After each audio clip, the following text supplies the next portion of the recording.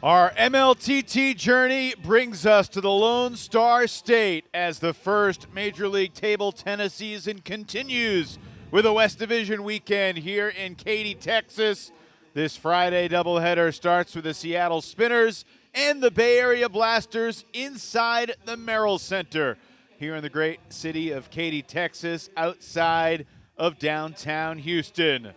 After the Santa Cruz weekend, the Portland Paddlers were atop the West Division, winning 2 out of their 3 Golden Games. Seattle and the Bay Area, both in the bottom half of this division. Seattle had more singles wins than anybody else did in this division, but the lack of doubles and Golden Game success has them in the 3 spot, but everything very tight, and everything could change over the next few days. It is so great to have you with us alongside the Hall of Famer, the Olympian Sean O'Neill. I'm Evan Lepler, and Sean, we saw these teams kind of make their debuts. Now we're into the flow of the season. This is the 4th MLTT weekend, the 2nd for the West Division. What do you expect to Seattle and Bay Area square off for the 2nd time? Yeah, well, the match I want to see is Serene against Jong. It's a repeat match.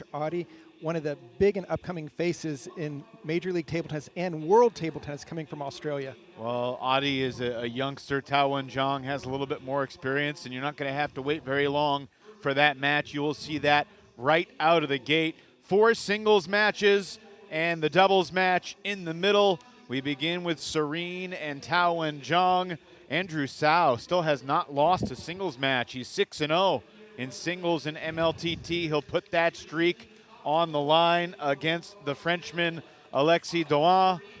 In doubles, we'll see the MLTT debut of Olajide Otomayo, and we'll see the African showdown later today, the Nigerian Omayo against the Arab Lion himself, Elsayed Lashin, who also had a tremendous first weekend in Santa Cruz in September. Later tonight, the hometown Texas Smash and the first place Portland Paddlers. But we begin with Seattle and the Bay Area. And the situation inside the Merrill Center is wonderful. Everything looks good. Everything feels good. It's great to be back alongside my pal, Sean O'Neill. And we begin with a rematch, Serene and Jong. Let's watch some table tennis. And with these two players on the near side, Jong, he plays with the kind of a modern penholder grip on his backhand side. He won't play on the same side of the racket. He'll flip it over and use a traditional backhand. So he has attacks on both forehand and backhand side.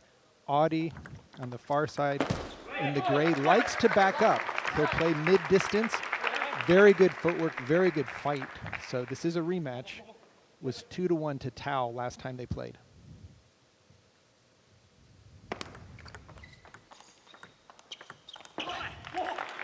Interesting part of that first matchup was back on September 22nd. Neither of the first 2 games were close at all. Adi beat Tao 11-4, and then Tao responded by beating Adi 11-4.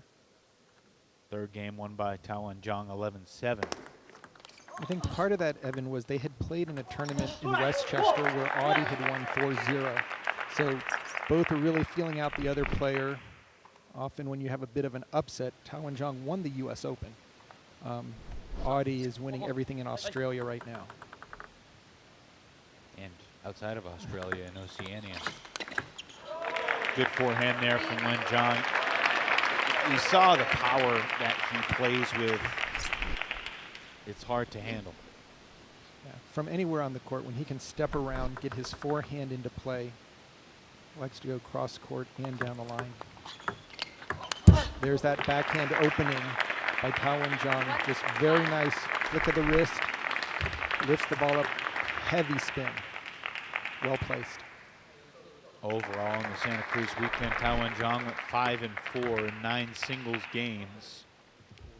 The Bay Area Blasters team that finished their hometown weekend in the cellar of the West Division, trying to rise up here and off to a good start.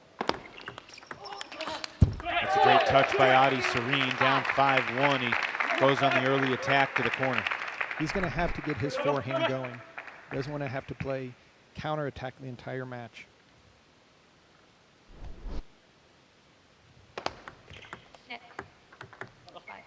Adi just 15 years old. Just amazing. The poise, control that he's displayed, not just in Major League table tennis, but internationally, has improved his world ranking quite considerably. And the fact that, Adi at 15 enters a match like this, expecting to be competitive with someone of Jong's stature and substance, it's pretty remarkable. But the veteran is overpowering the youngster right now, 9 points in. A great third ball attack by Jong from the backhand side. Directly right off the serve, comes with a powerful backhand right into the body of Serene.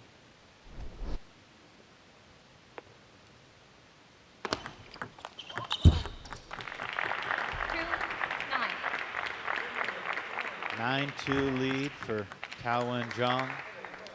Lives in Santa Clara, originally from China.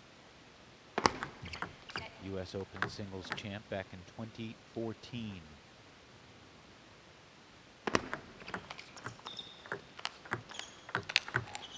Just so much power. Normally you would think of a penholder player just blocking on the backhand side, but using the reverse penholder grip, very strong top spins.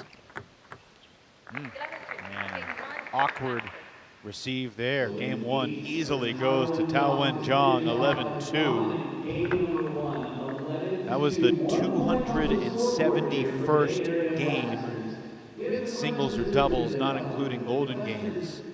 Nearly 3 out of every 4 games, Sean, has been decided by 5 or less. About 74% of all the games played have been decided by 5 or fewer, but obviously a different story at the outset here today as Jong dominates. I would think throughout this weekend, as the players get more and more comfortable, you'll see much closer games, but give credit to Tao, just really came out all business, had both forehands and backhands really driving. Excellent serve at the end.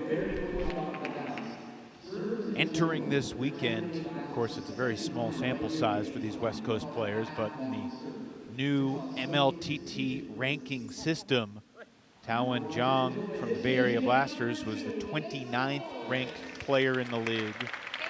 And Adi Serene was the 23rd ranked player in the league. But you factor in the results from game one, and those numbers will change quickly. 2. Serene off to a better start. See him bouncing around, trying to build up the energy, build up the focus. Is that all about him, Sean, or is he trying to send a message to Tao by that bouncing around there at the start of the game? I would say it's much more for Adi. He knows that the experience and composure of Tao, he's not going to be nervous by his opponent jumping around, but both players will want to get their feet moving, get into these rallies. They haven't really been too extended so far.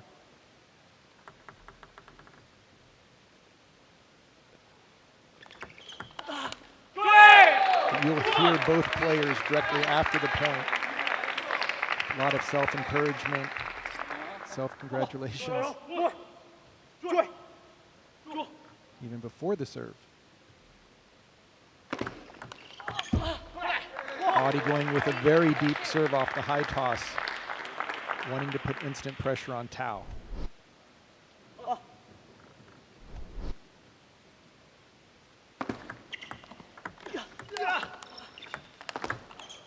And that forehand's going to be way too big. Adi's going to leave the table. He needs to do it while he's attacking, not playing defense.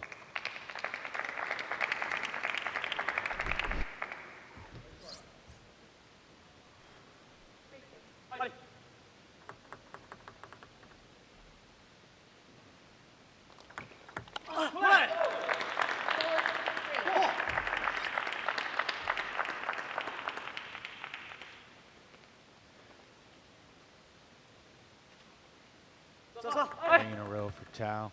Adi trying to talk himself to stay in this game. Very nice drop shot by Adi off the serve. How did he do that? just took it right, short hopped it. The last second it took all that side spin and top spin, just really cut down on the back of the ball, not allowing it to go forward. You don't see the double bounce on the table very often.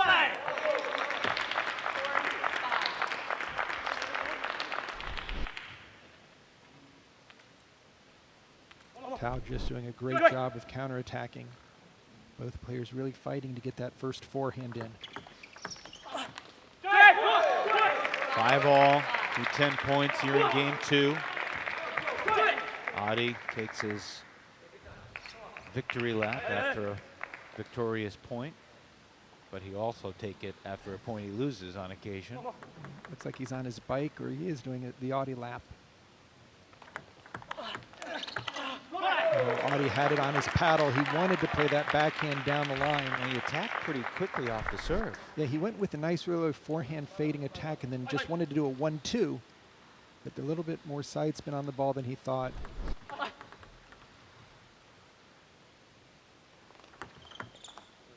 That serve.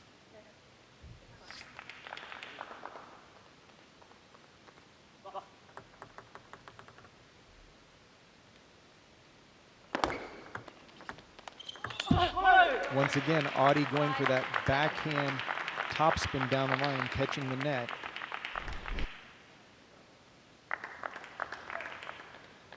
Just needs to be a little bit closer to the table in order to cover the ball.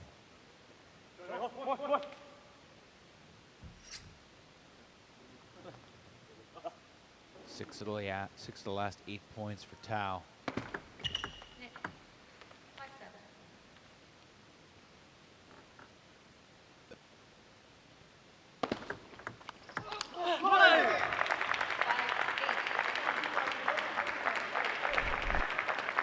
Tao just doing a great job of getting Adi nothing really to work with. Continuing to drop shot the serves, move it around, get his controlled opening in, and then counterattacking. That ball goes long, so point to the spinners.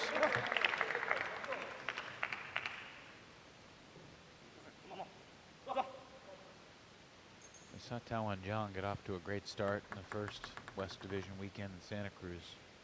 3 points away from going up 2-0 on Serene here.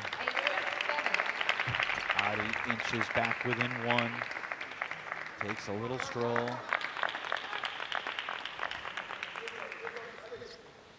Get some extra steps in.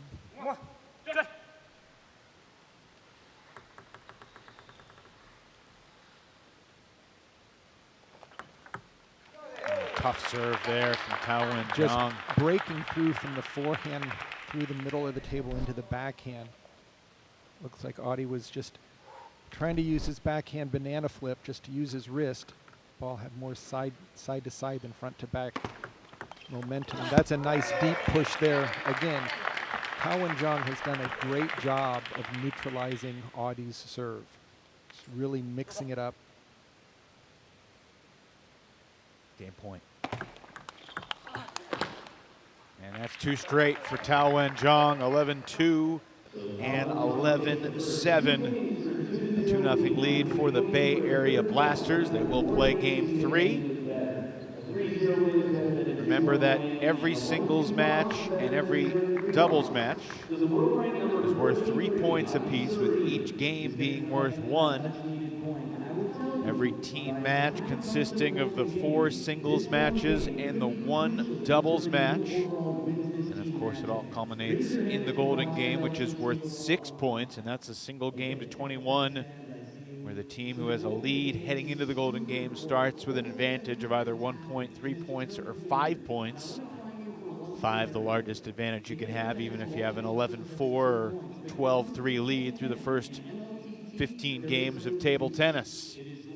And Evan, talking to the table tennis community, everyone is mentioning the excitement level of the Golden Game. It's just a new element. We've never seen it before, but it makes every team match, you just don't know who's going to win until the final point. 2 weeks ago, we were in Myrtle Beach, South Carolina, and the Golden Games were epic. We saw the first ever golden point to a Golden Game with Ojo Olapo is a Houston resident. I see Ojo out and about here in Katy this weekend. He had the game-winning knock at 20 all over Sasha Hanin in the Chicago win. It was epic. Game 3 between Jong and Serene, with Adi getting off to the good start. And this is really a huge game for the spinners. You do not want to go down 0-3. If you can just narrow it to a 2-1, have a 1-point differential, not so bad. But I think Twan Jung realizes it. Bay Area Blasters with Maggie Tan as the coach. If you can do a 3-0 sweep, you got to go for it.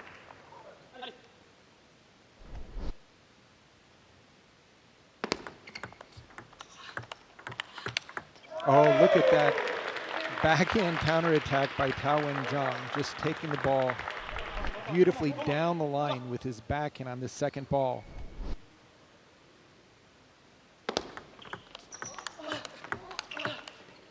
And that's smart play by Adi, just keeping that offense going, forcing Tao off the table.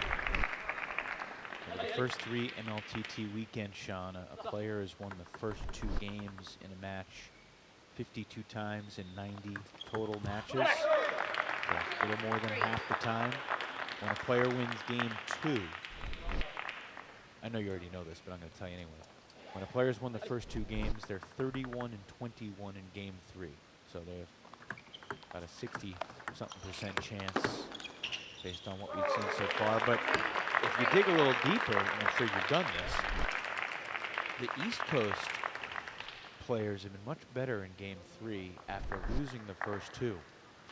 They're playing at about a 500 clip, whereas on the West Coast, in Santa Cruz, players that went up 2-0 won that 3rd game for the sweep 13 out of 16 times. Yeah, I think one of the reasons on the East Coast, the players are so much closer in level that after winning the first 2 games, you take a little bit of a mental break because you feel you've won the match, but not in MLTT.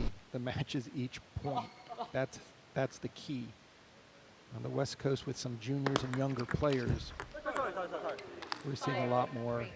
Serene. He's got to be careful on that one. Yeah. Don't want to be hitting the ball too hard. Might get a yellow card, but they're changing ends now because of the 5-point in the final game. See that in singles and doubles.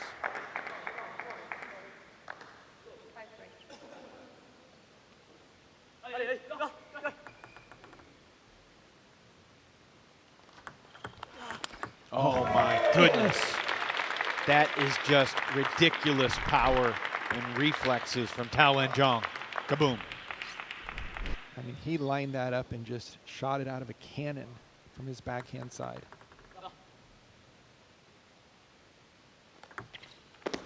Went for the deep serve, just slid it long to the side.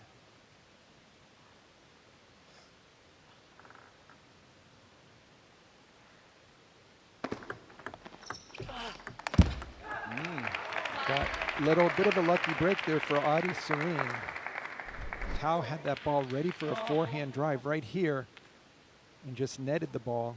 See the frustration on his face. Surface error and then the forehand there, back to back, have let Adi Serene back into the game, and all of a sudden, looks like Tao is in control. 6-all here in game 3. And this is what Adi needs to do. Just stay close to the table, get that first spin in, and then hold the table and keep putting pressure. Not back up. Tao has too big of a forehand. That's a crafty angle right there from Adi Serene. He scored 4 in a row. Takes his 7-6 lead here in the game 3.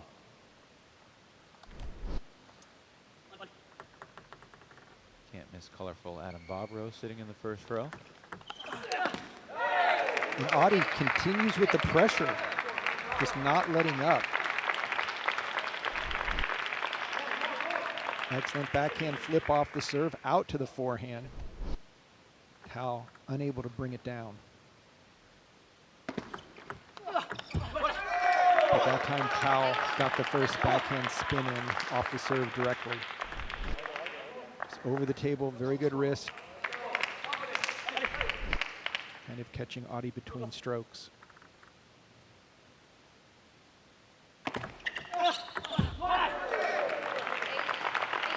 8-all as we get toward the business end of this third game. When Jong seeking the sweep, Serene looking to salvage a point for his team, and a timeout taken by head coach Luba Sadowska of the Seattle Spinners.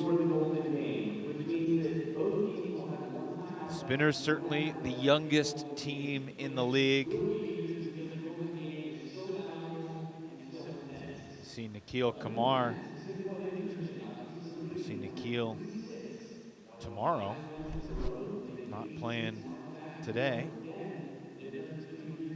Serene just really got things, the momentum shifting. Again, playing very strong offense, moving the ball around. That was a great forehand flip there,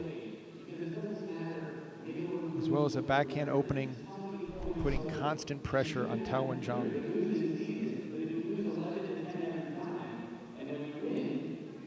Sadowska lives in Vancouver, originally from Malatsky, Slovakia.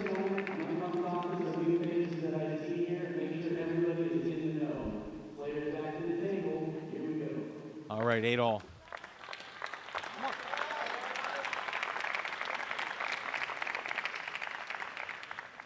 When Jong has the serve.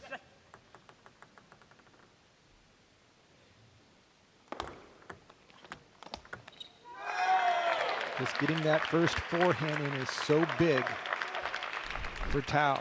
Just spins the ball up, nothing fancy, but there's so much spin on the ball. Can never be sure of the type of bounce it'll take.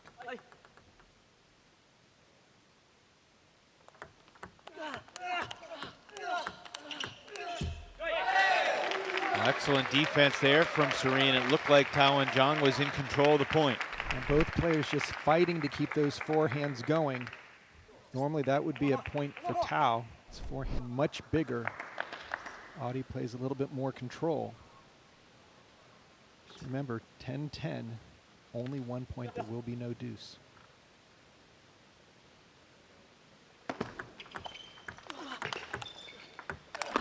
Kaboom! 10-9 lead for Twan Jong. What a strong forehand. Even with Audi that far back from the table, no chance to run it down. Audi force a golden point.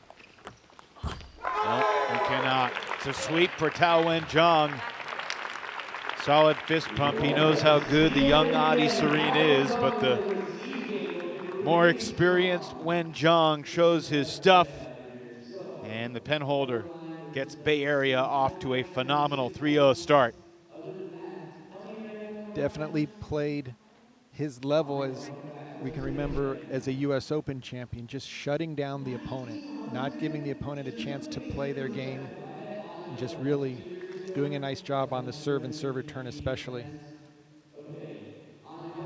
So for head coach Maggie Tian, who's a penholder in her own right, she sees her pen-holding player get off to the phenomenal start here. 11-2, 11-7, and 11-9. That's a 33-18 aggregate score. Tao, congratulations on getting your team off to such a great start. How did you feel out on the table as this weekend gets rolling? Yeah, so because last week I played with him, it's really close, and at this time, today lunchtime, I saw the video to figure out how to play today. Yeah, I feel it's very good now. Tao, was your thought to force the offense, try to be the first person to attack? What was going through your mind on the actual tactics?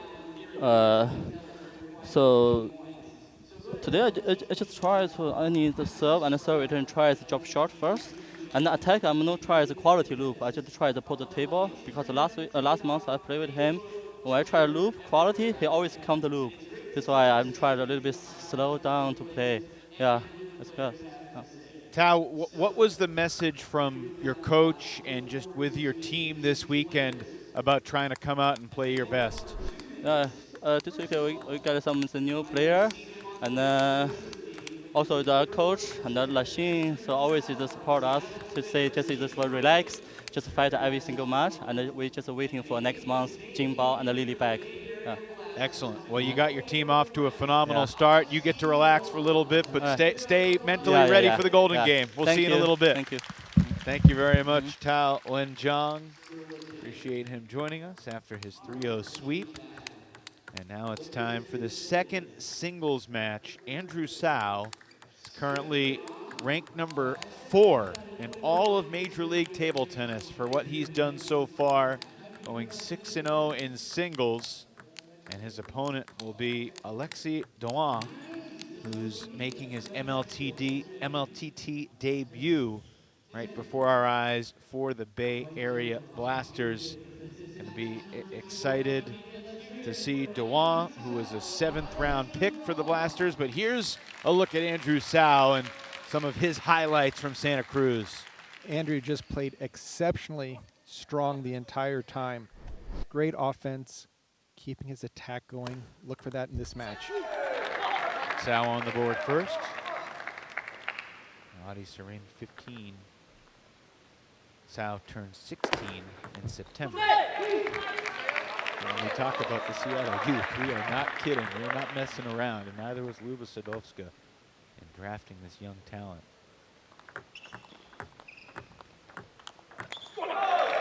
First point for Elsayed Lashin, 26-year-old from Paris.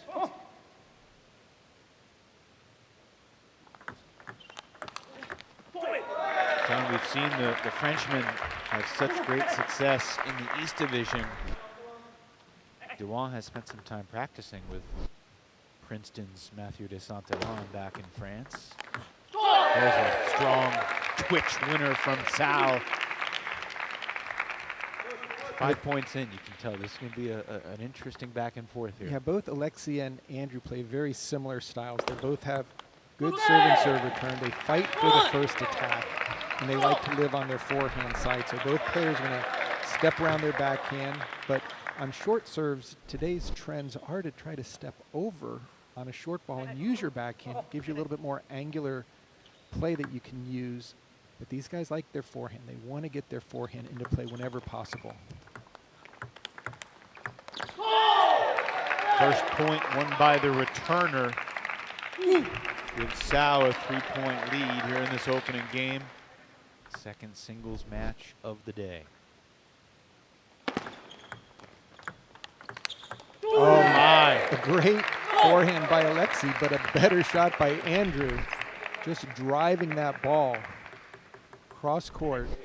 Excellent play by Sao. Service error gives one back, 6-3. But that quick twitch, banana backhand as you called it, Sean, it's a weapon. Andrew's just taking that right off the bounce, no hesitation. Not quite as fast as Wen Jong's that we saw go down the line in the first match, but just as effective. And there's Alexi demonstrating his backhand prowess.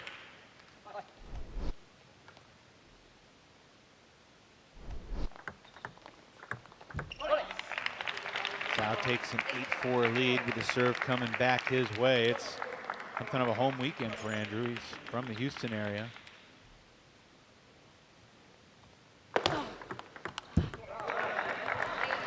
Twan, important point there, trying to hang around.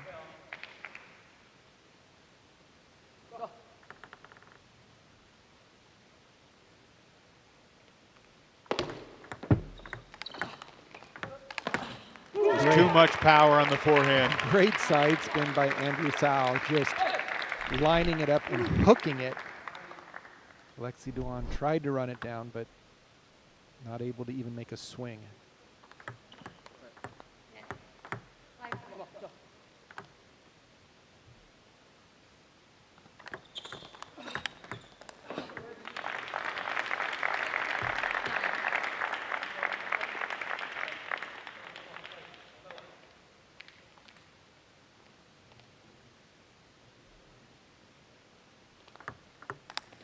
Missed it. Andrew went for the finishing shot. Not a bad plan. 9-7 lead. 2 serves and a chance to close this game out. But Twan has found a way to pierce Sao's serve, and all of a sudden it's a 1-point game. Just really neutralized it nice with the backhand flip and then got the forehand into play. Both these players have such big forehands.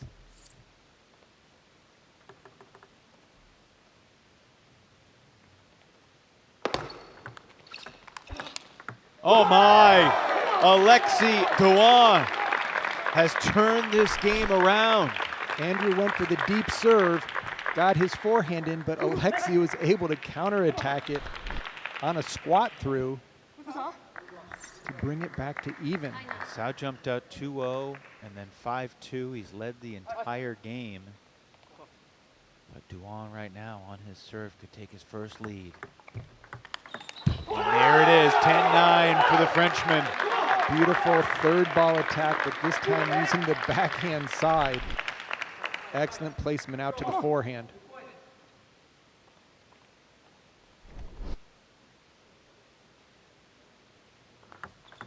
It felt like it was Sao's game, but he lets it slip away. And Elsayed Twan takes control and takes game 1, 11-9. Just 2 great serves at the end to get the job done by the young Frenchman. Serving with his backhand, forcing Andrew to go out to his forehand side, but couldn't get the angle and just plays it off the side of the table. What a way to begin his Major League table tennis career.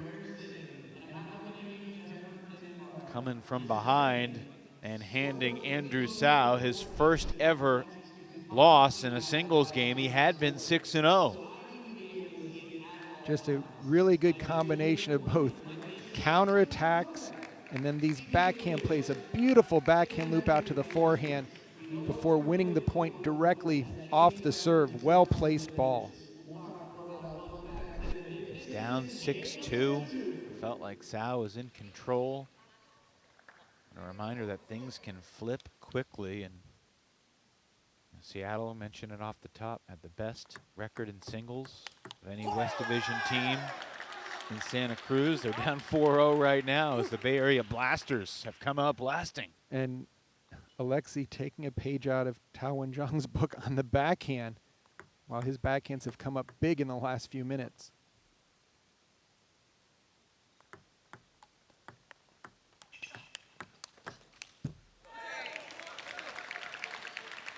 Small fist pump from Sao.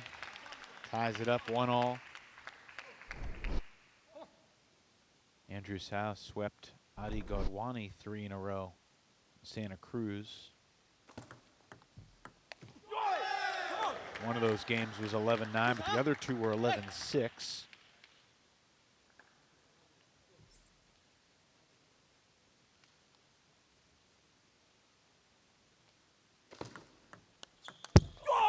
Sao also took 3 straight games against Rachel Sung in a cross-gender matchup going against Portland. To the paddlers later tonight as the visitors here in Texas to face the Smash.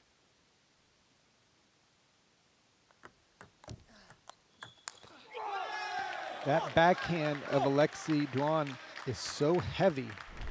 When he spins it up, Andrew Sao wants to re-loop it, but you can see he misses the end of the table by at least a foot.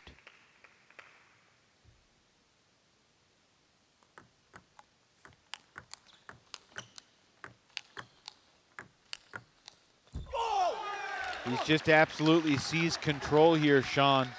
You think back, he was down 6-2 in game 1.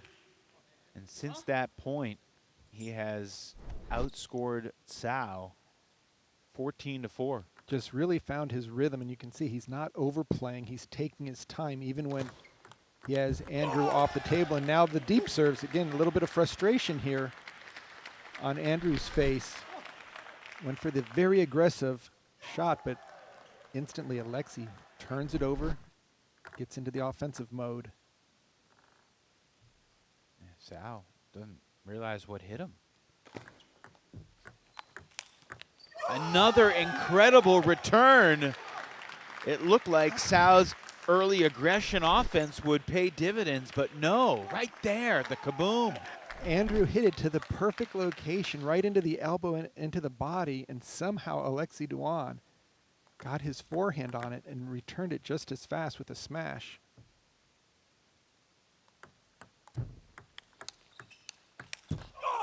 Incredible stuff. Doesn't feel like Andrew Sao is playing that poorly, but Twan has just found his footing and taken it to a different level. Just connecting all of his shots, both forehand loops, backhand loops. See, Sao tried something different and it paid off. Need to change the momentum some way, somehow. And just taking some pace off the ball, just kind of chopped it down. Ball's going to change its bounce trajectory. And you can just see Alexei putting both hands out saying, slow down, slow down. He doesn't want to have what happened to Andrew happen to him from game 1. My goodness. That forehand rip has been there for Alexei Twan. He's just tagging the ball so well. Again, Andrew didn't even take a backswing. That ball flew by him so quickly. Just stunned him. Oh, smart play by Andrew. Making that backhand flip over the table, stayed with it and made a second backhand right off the bounce. See if Tao can make a run or if that's just too little too late here in game 2. Big roar from Twan right there. And that's a risky tactic. Let the opponent loop your serve and then go for the counter loop, but even in a more extreme angle out to the forehand.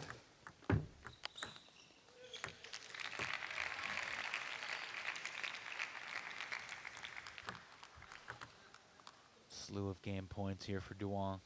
Sao fights off one of them. And that's 2 straight points on his own serve as the ball shifts to the other side of the net.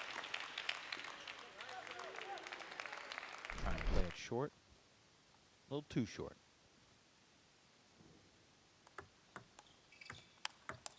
But the early lead in game 2, too much to overcome for Andrew Sao as Twan takes it 11-6 after he built the 8-1 edge. And this has got to be scary for Seattle right now to possibly have to deal with 2 sweeps to come out of Friday night play here in Texas. And this is not where they want to be, and Twan has just really started firing on all cylinders. Backhand loop is solid, forehand drive is outside the reach of Andrew Sao.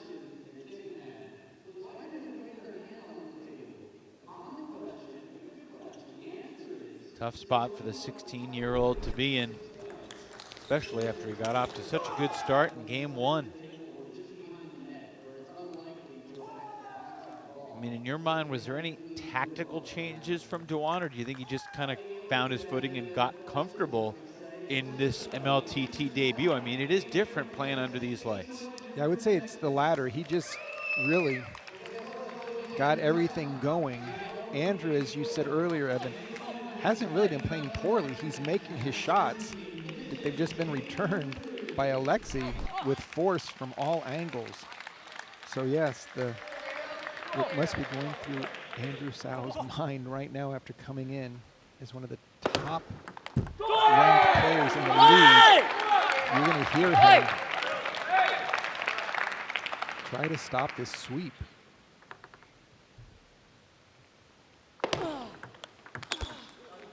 Did that catch? I think it did. Yeah, I think it did, and I think that Alexei is pointing it out. Yeah, and you can Can't see tell on his from that face. angle, but yeah, it just grazed it ever so slightly.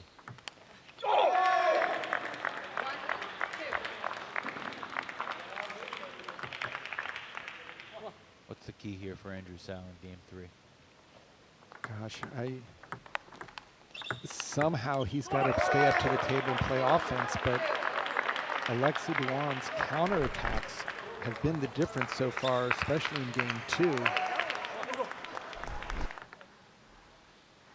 Andrew just needs to stay playing his game, stay up to the table, but again, Elsayed Lashin just jumping on the first openings and counterattacking the ball. Great placement down the line.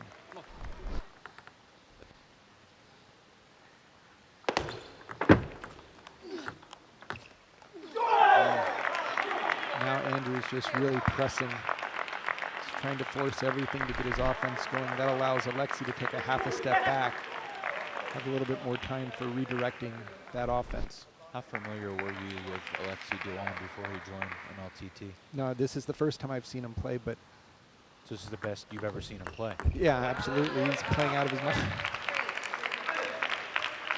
That's what you should steal from Bill Walton. He often would be like, this is the best I've ever seen him play.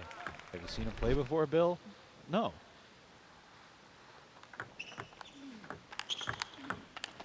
Again, you look at Elsayed, he makes that nice hooking opening spin, but then he doesn't go for too much. It's what Jong said, just keeping the ball on the table. Don't go for so much that the opponent can redirect or use your energy against you. Just keeping the ball in play, and again, changing ends at 5 in the third and final game.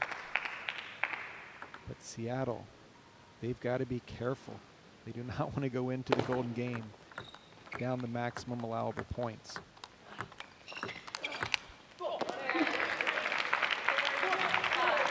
Elsayed tried to line that one up with a nice backhand hit off of Andrew's forehand.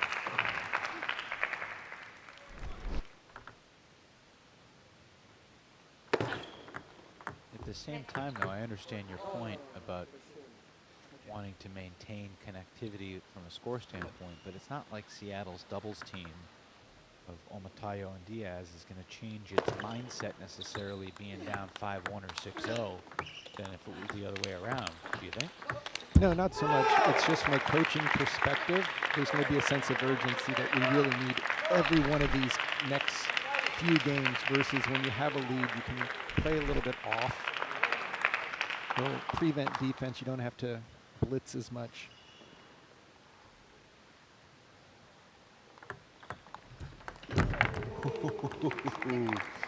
Zhao apologizes immediately. Twan, I don't think is going to get a card for throwing the paddle there. Yeah. Still fighting to try to keep the ball in play. That backhand is big by Elsayed Lashin.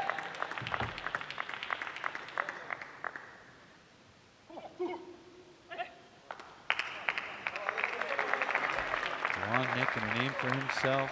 Started playing table tennis because his dad played. Watched his dad play. Started getting into it himself, and he has learned well. That's what Andrew Tsao needs to do. 2 or 3 loops, keep them moving. Use the forehand. That's where you can add the most spin and speed.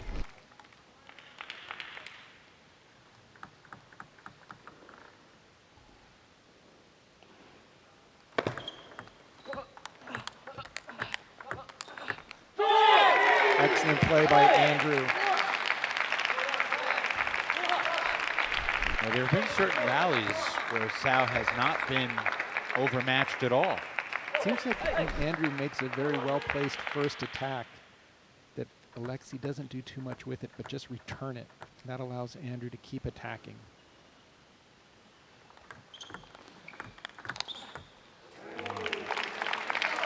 A little bit of a mishit by Andrew. That's why the ball took a funny bounce.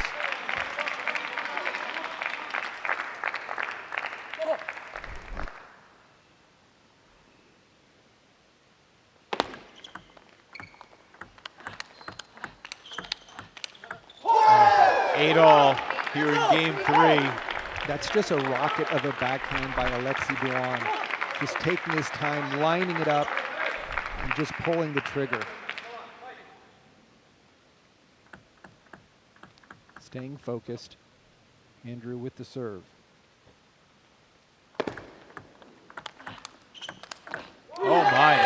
angle was ridiculous. The amount of side spin that Andrew Tao put on that last forehand. That ball just took a right-hand turn, actually left-hand turn, just broke out. 9-8 lead for Sao, trying to get the spinners on the board here in Texas.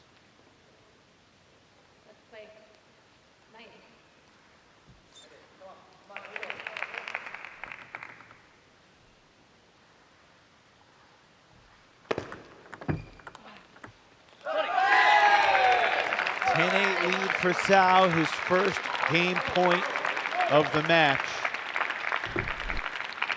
Twan's gonna get at least 2 points for his team, but this is a big swing from 6-0 to 5-1 on the overall leaderboard.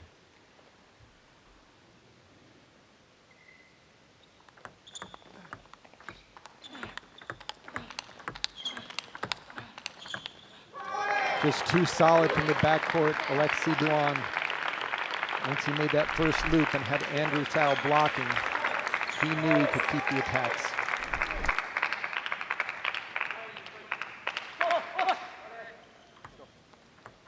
Another game point on the receive for Andrew Tao. And we've got our first golden point of the weekend, 10-10. Twan able to take care of business on his serve. Andrew Tao will see what he can pull out of his bag here at 10-all. Andrew has to keep the serve short. He cannot afford to let Elsayed Lashin make that first attack. A lot riding on this next point right here. And Tao able to get one for the spinners. Twan collapses in a disappointed heap, but he can't be all that devastated after getting 2 out of 3 for the Bay Area Blasters. Entertaining match here in second singles tonight. Yeah, Twan going for the sweep. Andrew Tao able to stop the sweep and to get on the board. Great golden point here in match number 2. So it's the Blasters taking a 5-1 lead as Andrew Tao salvages that final game. Tao now 7-2 in singles, and we're going to get a chance to converse with the 26-year-old from Paris, France, Elsayed Lashin. Alexi, welcome, congratulations. How did it feel competing in Major League Table Tennis for the first time? Well, it's a real pleasure. My first time, and I play against Andrew. I played him for the draft combine. I lost him twice, so it's a real pleasure to beat him for my first match. You were down 6-2 in the first game, and then you turned it around. Was it just a matter of you getting comfortable out there, or did you change something to change the momentum?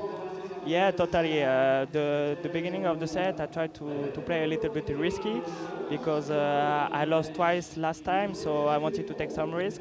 Then I just put a little bit more the ball on table and play with him, and then the set turns for me. And like for the last set, I missed some easy shots, so the last one fell out of me, so little bit anger with me, but I'm happy to win this match. And Alexi, would you say with your style, you're trying to set up your backhand more for your attack or more for your forehand? Because your first and second game, your forehands were just amazing. Every time you touched the ball, you hit a winner. But it seemed in game 3, your backhand loop was so solid and so strong. Yeah, normally I'm more a backhand player, but actually I can play some good stroke in forehand also. So I think I'm maybe a little bit all-around player. Well, Alexi, congratulations on taking 2 out of 3. I know you would have loved to win that last point and make it a sweep, but still a strong start for you, and we look forward to seeing you in your first Golden game a little bit later on tonight. Thank you, thank you. Thank Alexi, you so much. thank you so much. Doubles time, Sean. Mixed doubles. Omayo and Diaz for the spinners. Twan Jong and Angie Tan for the Blasters. And this will be an interesting duo. It's our first glimpse at Olajide Otomayo in MLTT. We'll see him in singles later on, but I mean, just from reputations and what you have seen in practice and historically, what do you make of this mixed doubles competition we're about to watch? Yeah, it's an international team against kind of the Bay Area, with the spinners having the international flavor of Puerto Rico and Nigeria, whereas the blasters with Tawan Jong and Angie Tan, we've seen her sister Emily Tan on the East Coast playing for the Chicago Wind. Been doing a very good job there. In this match, I would say right now, going to put the advantage with Tawan Jong, just as a U.S. Open champ who plays excellent doubles. See if he can help his team get a couple more points.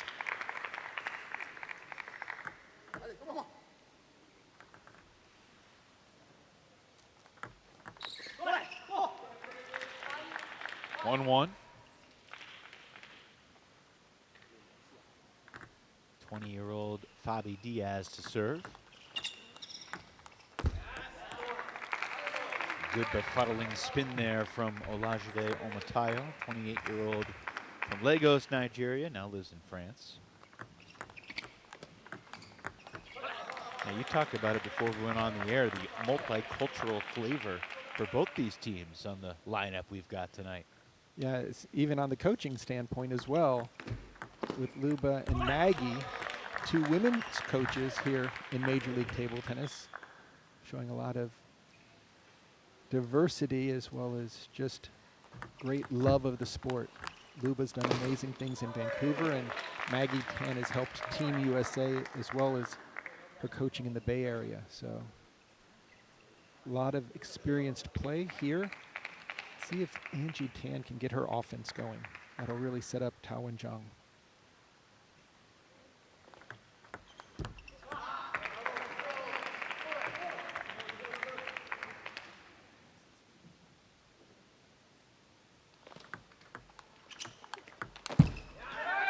There's the forehand that the blasters need to land. When you say you want to see Angie get her offense going, how aggressive do you want her to be on that serve return there? Every opportunity that she can get her forehand topspin going, that will allow Tawan Jong just to follow up without any difficulty.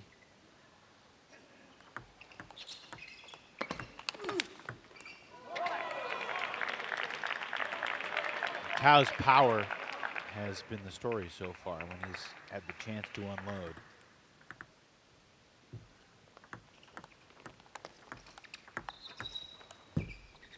It's got to be a little bit of an advantage for Tao, having already played a match on this table, the other three coming out cold. Absolutely. And having one with a sweep makes it even easier. Again, we mentioned in the last two East Coast matches, especially in the mixed doubles pairings, the order will change. So don't be surprised if going into the third game it's one apiece.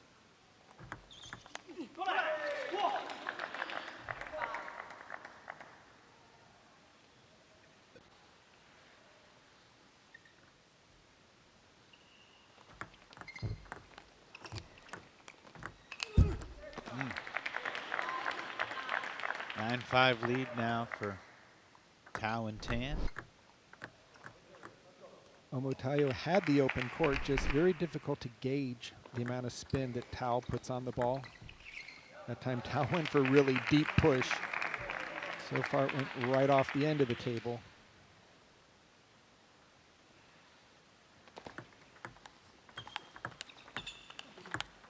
And that's a nice block by Angie Tan. Footwork-wise, the blasters are going to be a little bit stronger. Diaz likes to use her backhand primarily, and in doubles, that's a tough sell. Got to use more forehand if you're going to be effective in doubles. Game one to Wenjong and Tan, 11-6.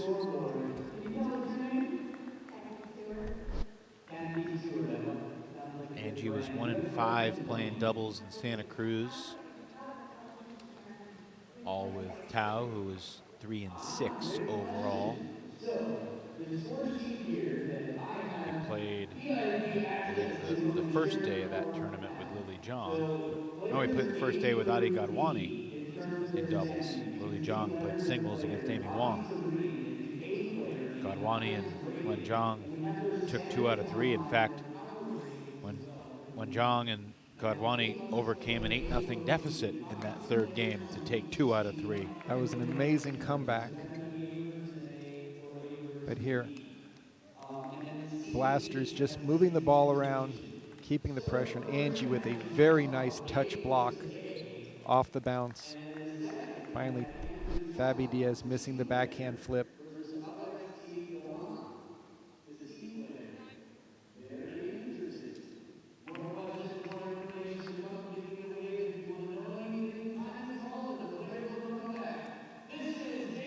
We've seen Elsayed Lashin doing a lot of the coaching over there. Usually the elder statesman, a lot of respect. And he's played a lot of the Nigerian players, so. Are you calling him old? Experienced. Ambassador. Seasoned. And this is where the Blasters are going to have an advantage when Tao plays to Diaz.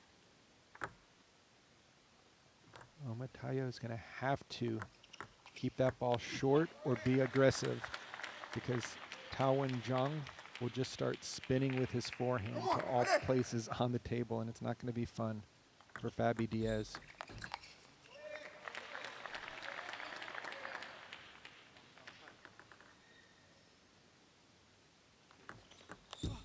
Good serve by Angie Tan. Nothing fancy, but doesn't give. You can almost see Tao Wen Zhang's MLTT ranking rising before our eyes right now. 3-0 against Adi Serene to get the day started.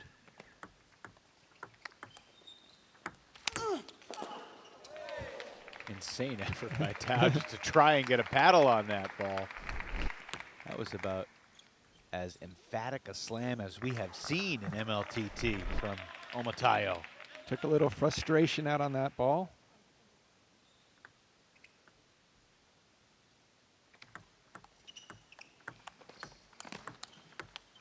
Oh, nice block by Diaz. Angie has to be ready for that ball to come back. She kind of got caught out on the wide backhand. Tried to run it down.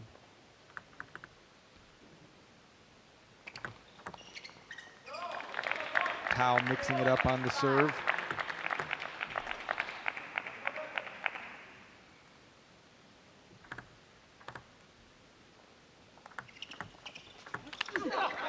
Angie's got to do much more than just play a safe return.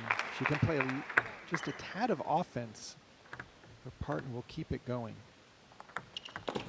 That's a much better, more aggressive. That's what you were looking for. Deep push, just challenge. Mixed doubles, anytime the female can challenge the male, gives their partner a chance to keep the attacks going.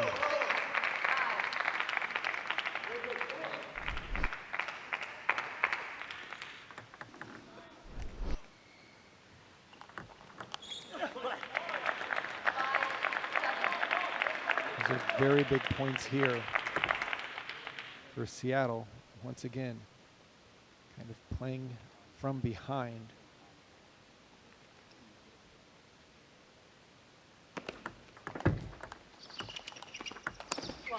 Very smart move by Angie Tan just to get that forehand loop, putting pressure on the male opponent.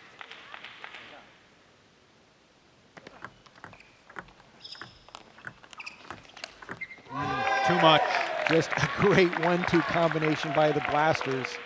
Angie Tan with the slow opening, and then Tao Wen Zhang finishing the point.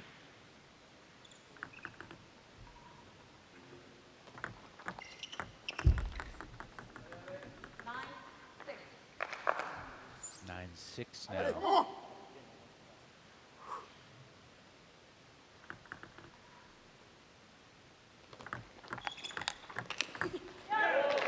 Really Initial return from Fabi Diaz to get that attack going. Nice job right off the serve. And again, it's that 1-2 combo. Starts on the women's side. Very effective in mixed doubles. 3 straight for the duo of Omotayo and Diaz to crawl back within 1, and with the momentum slipping. Timeout taken by Maggie Tien, and the Bay Area Blasters will have a chat. Omotayo and Diaz trying to snag a doubles point here.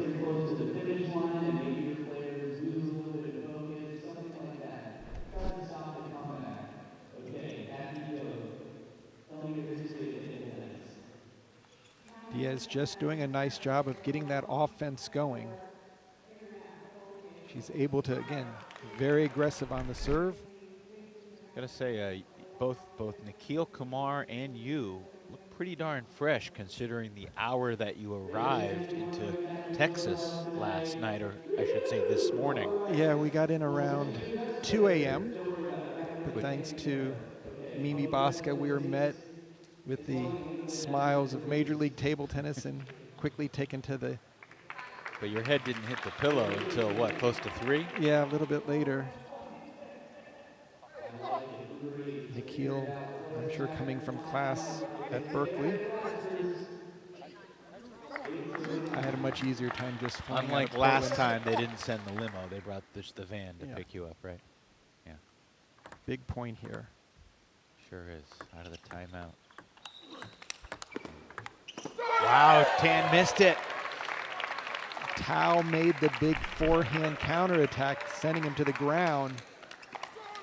And then Angie Tan went for the quick backhand. We are tied up at 9 apiece. 4 straight for Diaz and Omotayo. Another good point for Fabi Diaz, handling Tao and Jong's power, and that's 5 in a row for the spinners. Almost seemed like Angie Tan didn't expect the ball to come back. You can hear both teams. Missed it. A 6-0 run for Olajide Otomayo and Fabiola Diaz to seize game 2 and even up this doubles match 1 game apiece. Just great focus, great offense by the spinners. Just not giving up, keeping the pressure on. So for the first time this weekend, we've got a match that's 1-1 through the opening 2 games and an important rubber game ahead before we return to singles. Kaboom. Great forehand smash. Again, the teams will be changing ends at 5 points once one team reaches 5, and the order will change as well. So if we look for what's happened in game 1 and 2, with the Blasters taking game 1, look for them to jump out, try to hit that 5 points running, and for the spinners, stay close. I hear you, but the Blasters were in control of game 2 as well before everything turned, and honestly, I felt like it turned when Fabi Diaz started returning Tao Wen-Zhang's power and kind of catching the Blasters off guard. Right, Angie Tan not able to take advantage of a lot of weak returns, but kind of off-pace shots by Fabi Diaz of getting one more back.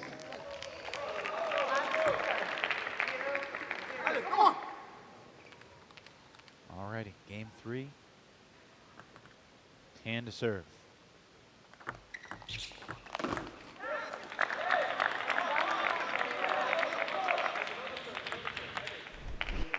So Fabi Diaz is going to see a different type of opponent.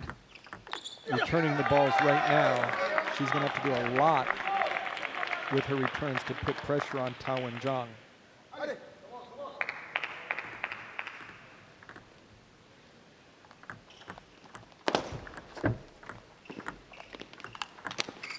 a good shot by Omayo. Just waited for that ball to come back over so he could get his forehand in. He doesn't try to do too much hit it. He just hits it strong, firm. And there's the combination. And it seems the spinners, the new duo, the longer the rally goes, better for Omayo to get his forehand going. And Diaz, as you said, have been doing a nice job of just moving the ball around. Excellent short return from Omayo. And the spinners have a 3-2 lead here in game 3. Left hand lunging for it.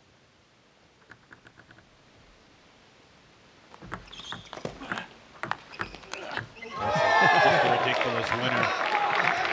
Off the edge of the table for Twan Jong. Sprinkled it down the line. Just stepping around. Fair to say, though, if you're lunging for a shot, kind of hard to regain your balance and get back in the point. Yeah, well, it's easier in doubles because your partner's going to have to hit, so you can actually allow yourself to either go to the floor or even spin a little bit. That's a good point. Missed it. 4-all.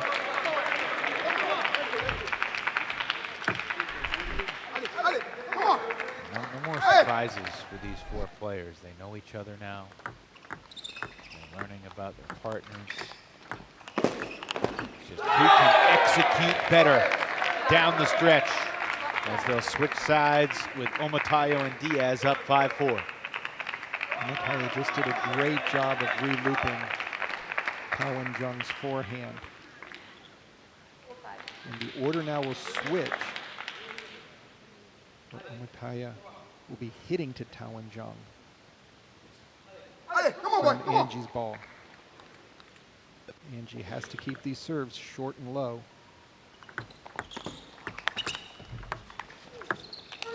What a point. Twan Jong unable to get away from the table, and Angie Tan had to see where that ball was coming from at the very last moment.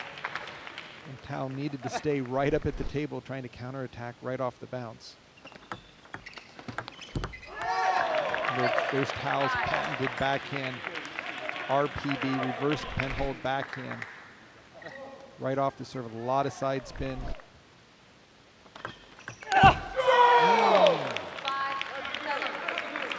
Omayo challenging Tao with a deep serve in doubles.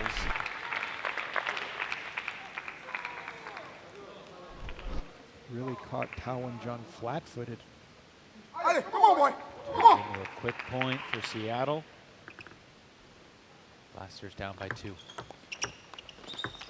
Back within 1 as Omayo catches the top of the tape. Just completely went for it. Figured he was going to have to put everything behind it to get through Tao's defense. That is a tight net, unforgiving. And that time, Tao just put it on the table, didn't try to do too much with it. Gave Fabi Diaz a little bit more time.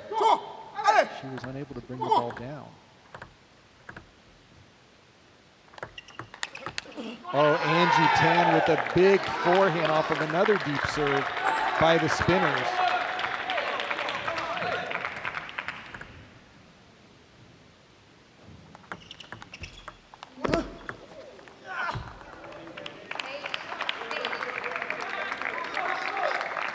A little good fortune for Seattle off the net. Come on, boy.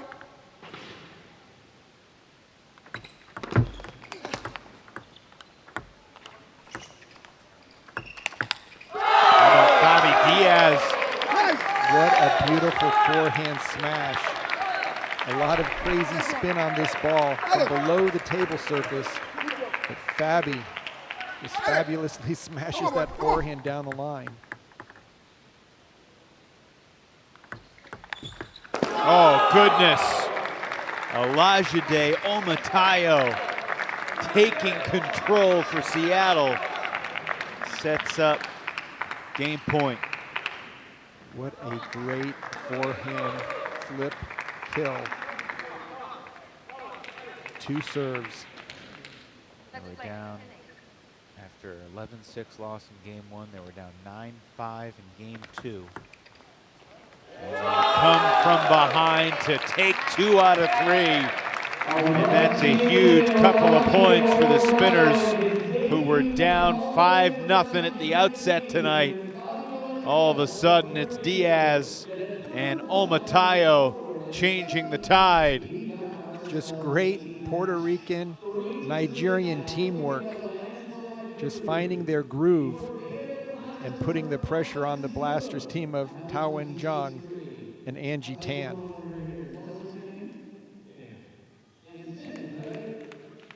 So Twan Jong gets his team off to 4 points at the outset, but then drops a couple of tight games in doubles. Let's a 9-5 lead in game 2 slip away. I'll go back to singles. Lapic getting ready to face Sonora Silva as they head to the table, but we're going to chat with Olajide Otomayo's doubles partner, Fabi Diaz, I believe. She's got the headset put on. All right, Fabiola Diaz joins us now. Congrats on taking 2 out of 3 from being down 9-5 in game 2. How did you swing the momentum in your favor? I feel very happy. At first I was a little bit nervous, but then I started to gain more confidence, and yeah, that helped. I'm really happy. Sorry. Yeah, it seemed in game 2 you did a really great job when Tao was playing the ball just to keep it on the table and to move it around. Did you feel that was the difference in getting back into the match, your returns of Tao's ball? Yeah, I think so. I was just gonna like block, not do anything crazy, and I think that helped. So yeah. What was it like developing chemistry with your new doubles partner, Olajide Otomayo? Oh, it was really nice. Like, I didn't know we were gonna be this good. I'm sorry.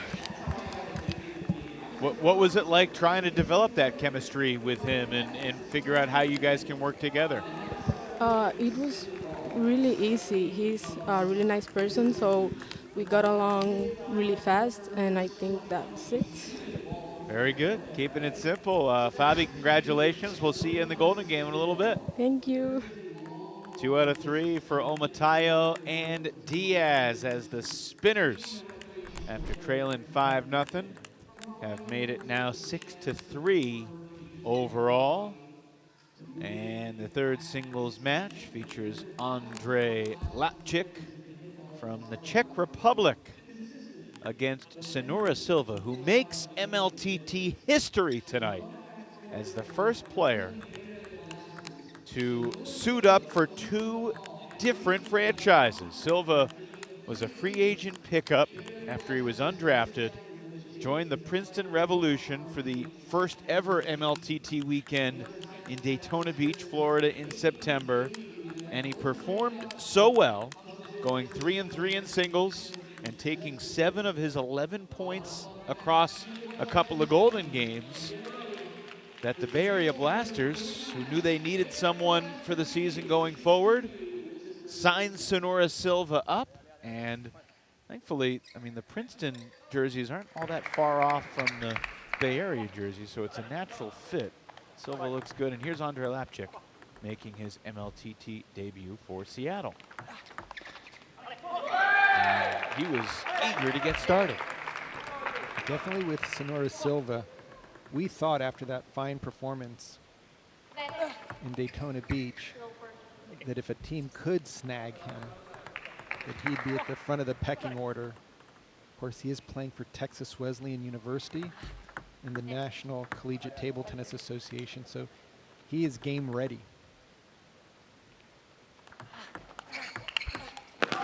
Good start for Lapic. 24 years old, member of the Czech national team.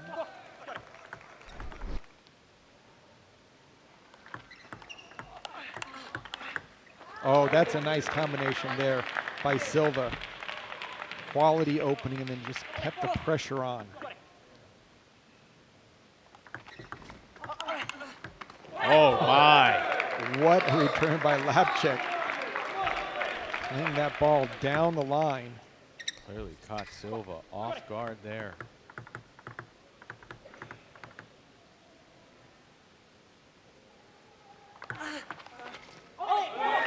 And loading up the serve using a backhand serve from the forehand side. Looks like he'll go for that one again. Serve made popular by one of the owners of the Princeton Revolution, Dmitry Ovcharov. Silva smacked that ball in frustration. He's falling behind 5-1 here. Lost all 4 points on Lapic's serve. He knows he can't give up the offense that easily. He's got to get his offense going. Now it looks like he's forcing it a little bit. Just a little early on that backhand attack.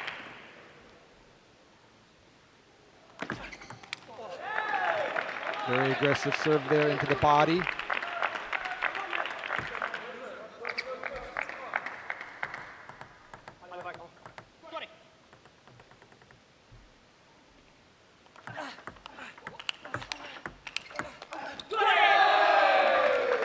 Lapic certainly didn't come out with the mindset to slowly work his way into the match, his first MLTT appearance.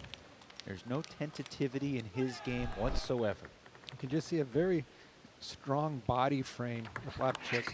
When he's driving the ball, he really gets his legs into it. I think it's surprising Silva how much power Lapic has.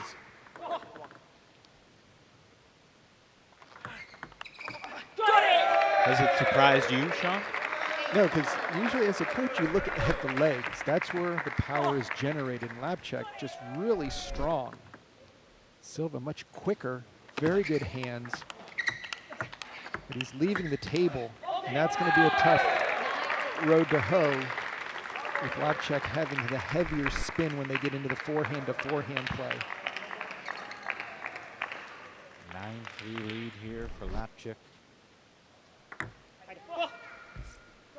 Definitely the boost that the spinners need right now.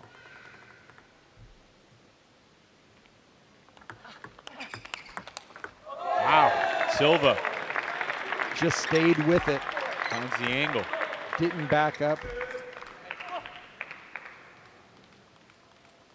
But he was still absorbing Lapic's power more than dictating. And that's a nice combination by Silva. That's what we saw in Daytona Beach when he was punching the backhand, opening up, putting a lot of pressure.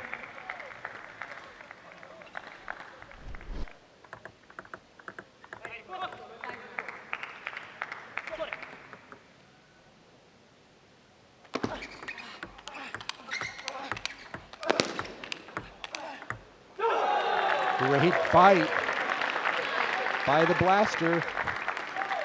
Senor Silva, just super forehand, just really bending down, getting his full body into the stroke. 3 straight for Silva. Lapic able to squelch that run and set up a string of game points. 10-6.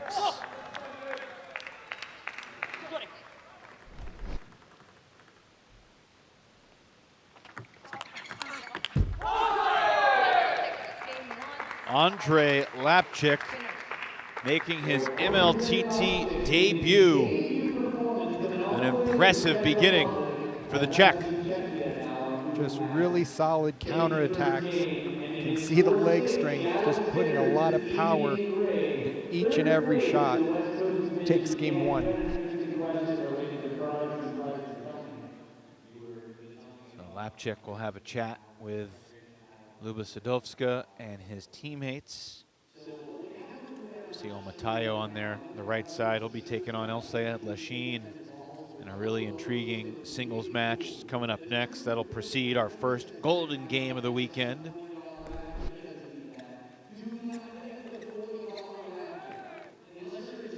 Just Lapic really controlling the table, but more so Once both players got their forehands going, that was the difference.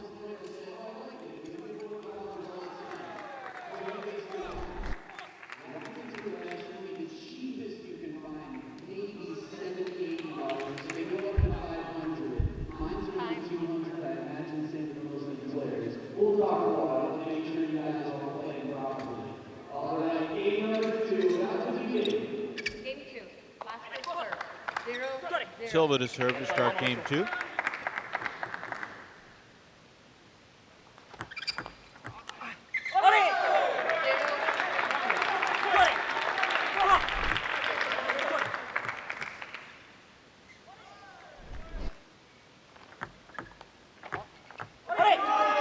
Interesting. Sliced out the top. Yeah, it was almost like Lapic served back to serve. Came back and a little backhand side spin. You don't see that too often. Not in my lifetime.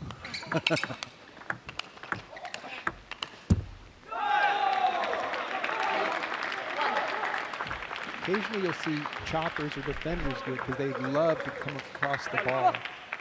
Wouldn't surprise me if DeSantillan throws one of those in the next Chicago meeting.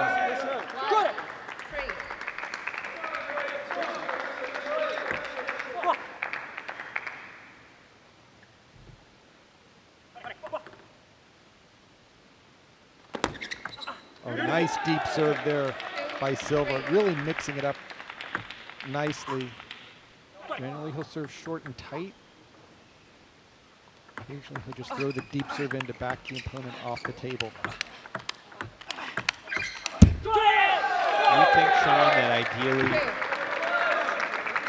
you want to have about 50% shallow serves and 50% deep serves, or do you want to veer a little bit more one way to either shallow or deep? Yeah, I would say probably 80 to 85% short, because you don't want to let the opponent take a full swing. But the way these guys are playing and their counterattack ability, serving that deep ball isn't such a bad idea, because it will elicit an offensive return, but those get counterattacked so effectively with today's players that we are seeing more deep serves in general. Once again, Lapic going for his own deep serve right there, but Silva able to put some offense behind it on the return.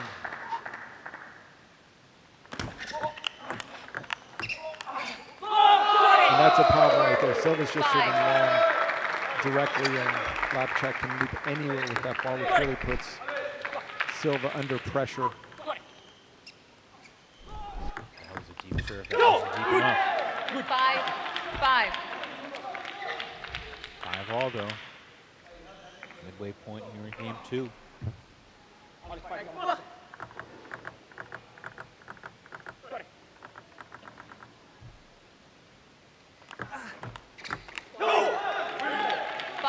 Fist pump from Silva. National champ in Sri Lanka. Pre-med at Texas Wesleyan.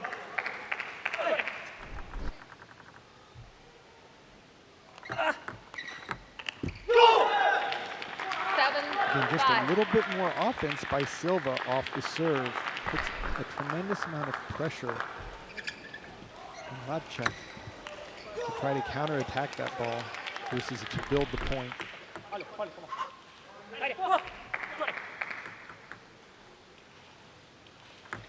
Net. 5.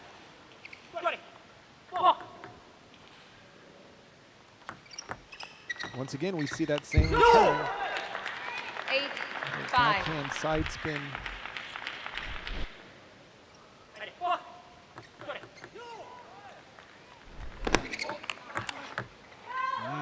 Silva has suddenly taken control here in game 2. He's really gotten his forehand into play.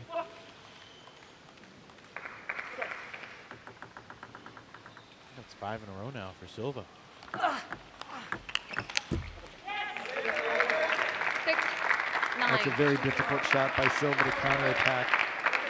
Lapic's forehand, very spinny, moves it around. Not easy to gauge where it's going. That time, Silva able to jam him into the body.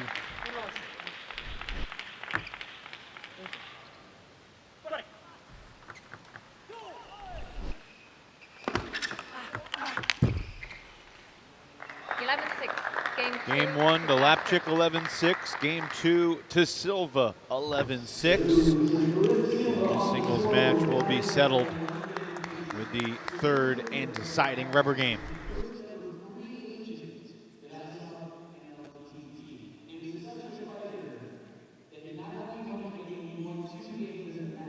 Silva definitely finding his range and tempo much better in game 2.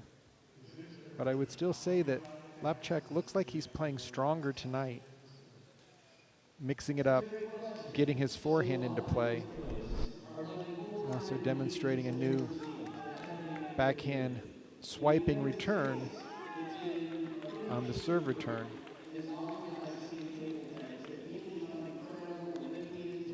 With his forehand, excellent placement by Silva to keep the pressure on.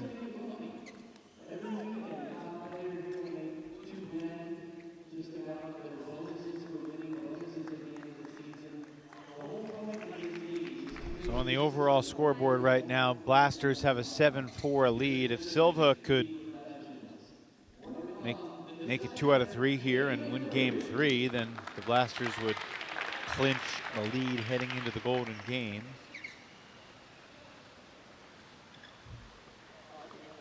Looks like head referee Ed Hogshead has been summoned due to an issue of some sort.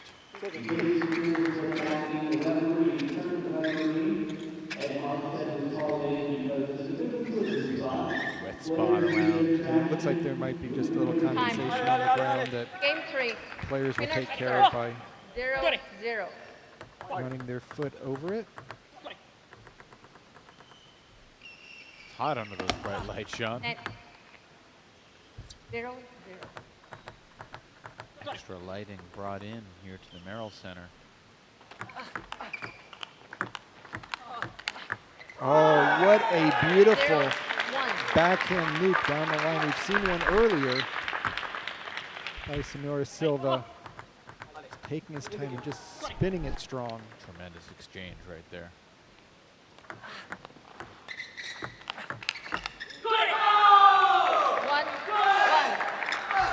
Silva tried to set that same shot up again on the backhand side, but Lapic's forehand topspin.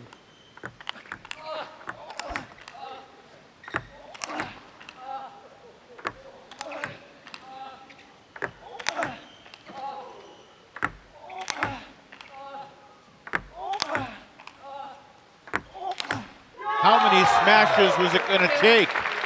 We finally got a short one. Senora Silva just powers it out to the wide forehand after going exclusively to the backhand side. Just great angles from the blaster. 2-2.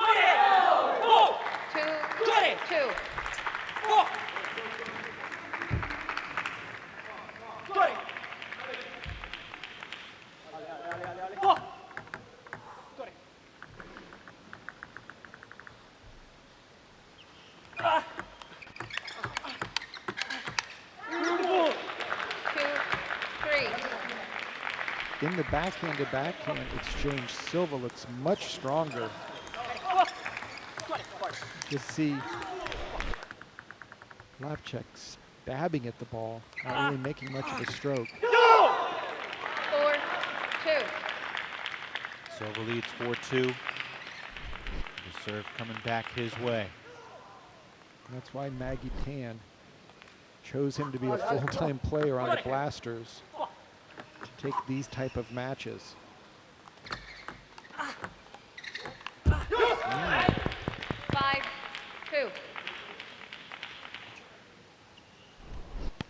Sides. Players switch sides with Silva ahead 5-2. Silva once again, not Silva, but Lapic once again doing that backhand side spin slice chop 5-2. off of the serve return. But Silva able to neutralize it with just a controlled push. Moments ago, we saw kind of a 50-yard line angle. Mostly we watched from kind of the end zone angle. Our vantage point has shifted around through the first several MLTT weekends. Do you see the game differently from kind of the midfield side angle versus here in the end zone where we currently are today? Yeah, as a coach, we live in the end zone because we're sitting at the end of the table generally, so the depth perception is a little bit easier, and also to see the kind of the channels or the pathways, the down the line shots like this angle. You can just see Silva staying on the backhand, still going to the wide back, and then a short ball just taking it out to the forehand. Here comes the final one. Much easier than when you're on the side. Your neck won't have an issue trying to track that type of play back and forth. You can see our perk top left there.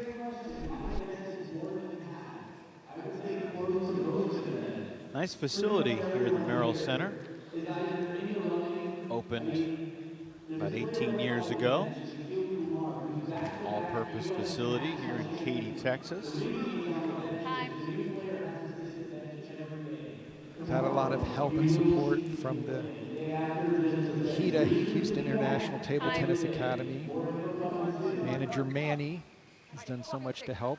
Players came down and had a chance to work out at the club. Texas is doing very well in developing members for the U.S. national team. Net.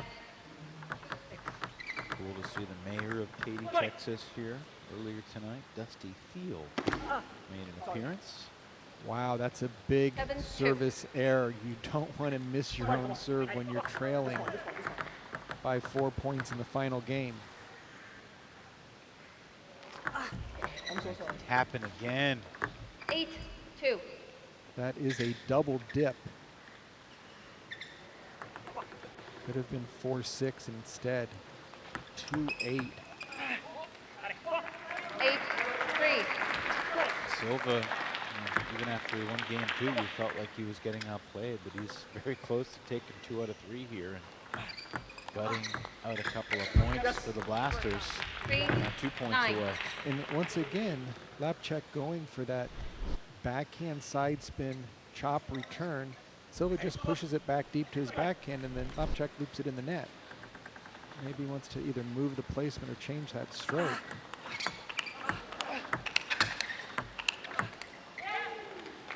It's a little 4, more effective there, 9. getting the forehand into play.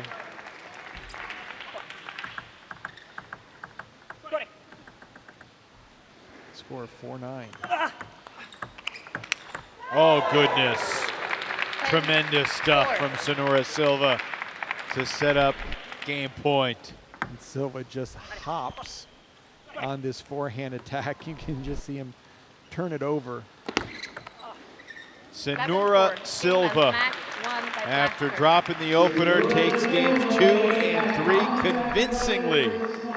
11-6 and then 11-4 to clinch the lead heading into the Golden Game for his new team, the Bay Area Blasters. Just excellent job working his forehand and really doing a super forehand combo. I love the smashing against the lobs. And Silva's got to be extremely happy. We're going to get a chance to speak with him.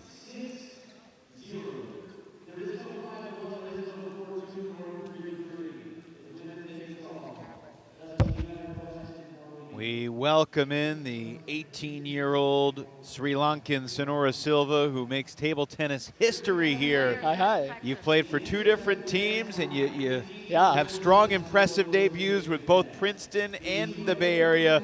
I mean, are you going to go back to an East Coast team for Chicago? What's the future? Are you a Blaster for the rest of the way? I don't know. I got drafted to play Bay Area Blasters, so I'll just stick with it. So Andre came out hot in game 1 and took Yeah. it to you. How did you change that match around? Well, we used to play when we play at Samson's. I mean, he came for like a table tennis training camp, so I little bit know about his game, but it's been a long, so I don't know. But I played like really good. I feel like there's a little humidity, so I played really slow, but really focused and contact the ball very well. So when he was back lobbing, that was the point of the match. I know. How many smashes did you think it was going to take to finally get that ball out to a forehand winner? Well, I felt like I had so much like endurance. So even like he played hundreds, I felt like I can just keep the ball on the table. So yeah. Sonora, what's it like being the new guy with the blasters, but you also have the MLTT experience to lean back on? Well, I feel like this team is, I mean like, I don't know, it's new. It's new. So I'm trying to get to know a lot of people in MLTT. So I'm so like blessed to be here. Congratulations on a Thank you great so much. start. Yeah. Enjoy this next match All with right. us. We'll see you for the Golden Game in a Thank little bit. you. Yep. I think he's excited to be a part of this, Sean.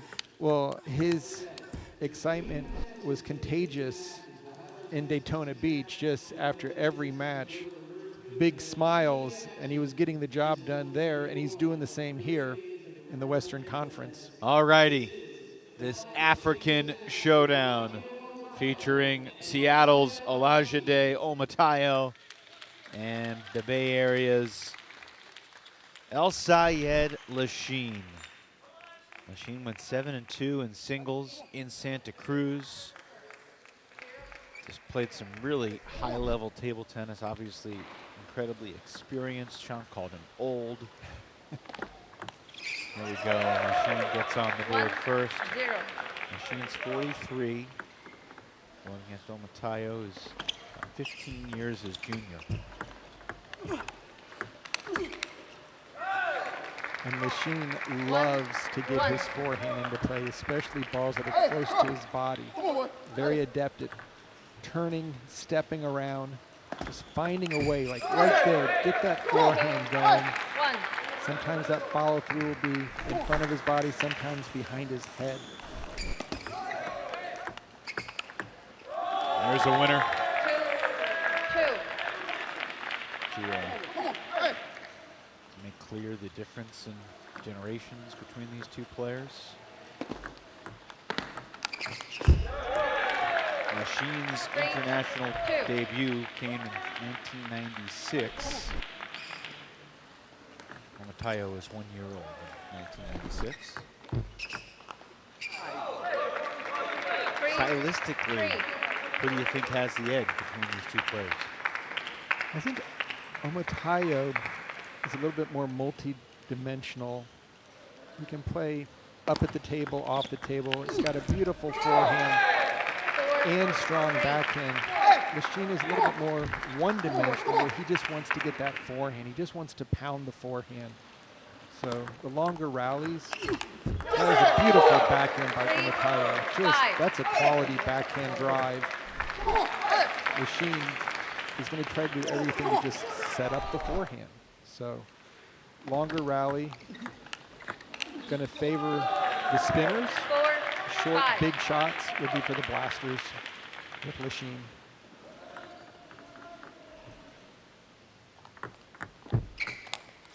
And that's what Lashin is going to do. He's got to do it. That's his game. Just has to pick the right one for going all out.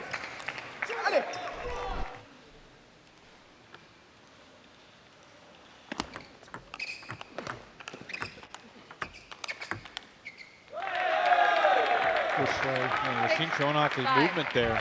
Yeah, not bad. It's good enough on that particular point. And he's tied it up 6-all. 6. What's also fun technology-wise, see Otomayo using green rubber on his backhand side. Rubber can be any color as long as one side is black. So we're seeing purples, pinks, red is the common, but also greens and blues. Why does one side have to be black? Just so there's a clear distinction. You don't want them to be shades of maybe a purple and a red, which isn't so obvious since the surfaces don't have to be the same type. They can be very different, especially with those defensive players that use the pimpled short pips or long pips. But then with Lashin, he's also using somewhat of a new technology. Stiga has come out with a blade called the Cyber Shape. looking like a stop sign. Help change the sweet spot. Add a little bit more power and control on some of the short balls because you can get into the table closer. 7-9. And Lashin has to do that. That's his game. His forehand, it's make or break. He's got the one he wanted, just caught the top of the net.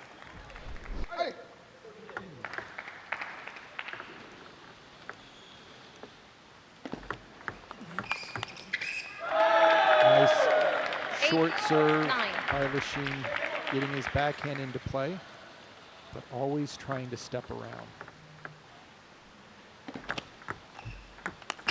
That's a beautiful over-the-table forehand loop. Just waited for the ball to pop up, stayed close. Nice follow through. Kept the racket nice and high before driving it. And we're at 9 apiece.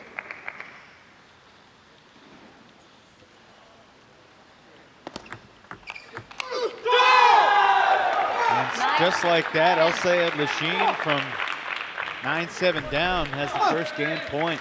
Just a very strong backhand over the table attack off of a quality serve. 10-all. It's our second golden point of the day so far. Sal defeated Olajide Twan 11-10 in their third game to avoid the sweep. So game one, trip to the finish line. Lashin to serve. And Lashin outscores Omayo 4-1 to take it 11-10. And just some very smart, soft drop shots. Omayo thought he had him wide out to the forehand, but not enough spin on the ball to keep it low. Blasters once again playing big at the end of the game. Teammates fired up.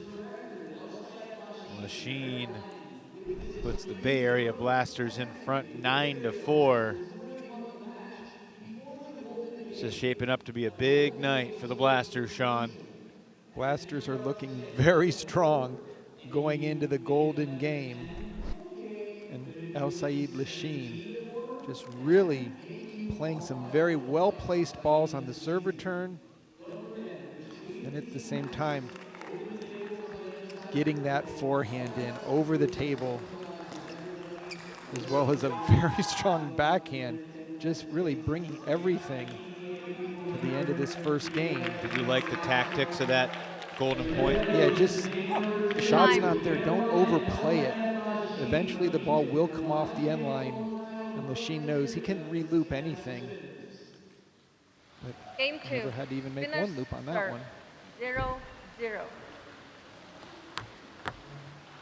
All right, 0-0 again. Omayo to serve. And that's what happens when a ball 0-1. just trails off the end of the table on a serve. The opponent's going to make a quick topspin. Very difficult to defend it. And Lashin takes 2 points on Omayo's serve. Tries to break open this match. 2-1. Come on. Right.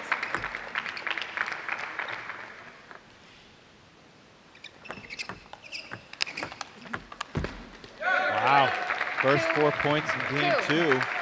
None of them won by the guy that served. Lashin thought he had one shot that was going to score it, but Omayo kept it in play. That's a good placement there by Lashin. A crossover point between a forehand and backhand.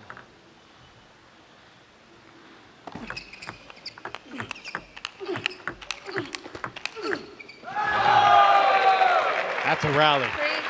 That's classic Nigerian table tennis. Get into a counter-attacking rally until it gets to your forehand and then just add super side spin, taking it out to the wide forehand. talk about African table tennis, it's really Egypt and Nigeria, right? Those are the top 2 teams and have been battling for the All-African Championships for as long as I can remember. Come on! 3, 4. Come on, Jide, come on! Allez! You can Come on, hear boy!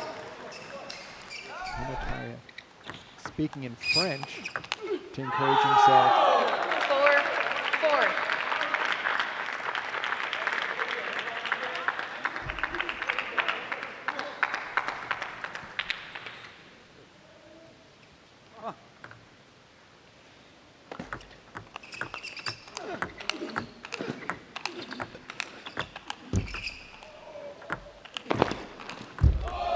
What a ridiculous point that was. Lashin, some phenomenal extension to keep the point alive. Omayo got a break with a couple of net balls that went his way. And if both players are that far back, Omataya will have the edge. Lashin likes to deliver his forehand from much closer range. They say that those net balls even out over the course of a night or a weekend, and that one goes to Lashin. He's at 5-all.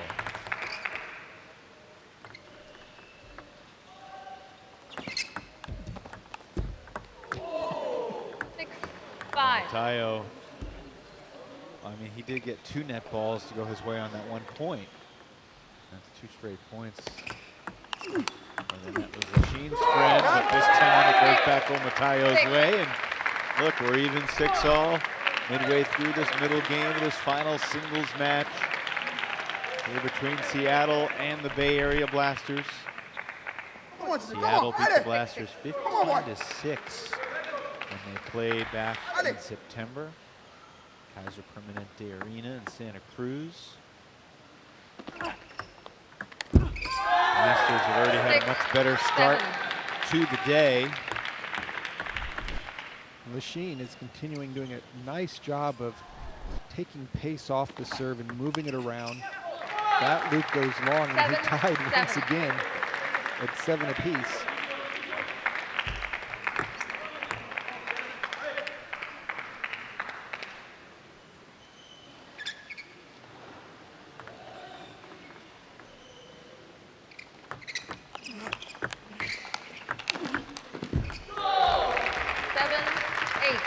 This is fun. Omataya is definitely feeling how to get into his strength, which is forehand to forehand loops and out to the forehand. Lashin really having difficulty running that wide ball down. Lashin can just take 1 out of these 2 final games. The Blasters will have a 5-0 lead to start the Golden Game. Seen 18 Golden Games so far, Sean, across 3 weekends. There's players from the Texas Smash and Portland Paddlers getting loose. Coach LaRose. Golden Game is the grand finale to every match. All 5 active players competing, substituting every 4 points. Teams that have had a lead going into the Golden Game are 13-5. Twice we have seen teams overcome 5-0 deficits, but it is a tough task. And if you go back to the 1-point win in the Golden Game that Florida had over Chicago, remember Florida had a 1-point lead going into that Golden Game. They ended up splitting the 40 points, but that 1-point lead going into it was the difference. Lashin, with his octagonal racket, has made the game. And Lashin doing a much better job staying close to the table. That's gonna be advantage spinners once both players are back. Omataya just has more leverage, more top spin. See him down, putting a knee on the floor.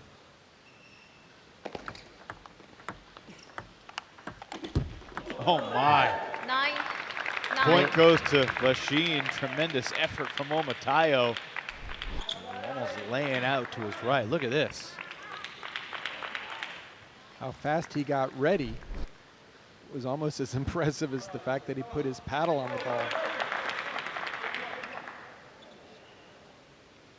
Huge 2 or 3 points. That'll decide game 2 right here. Lashin has the serve back on his paddle.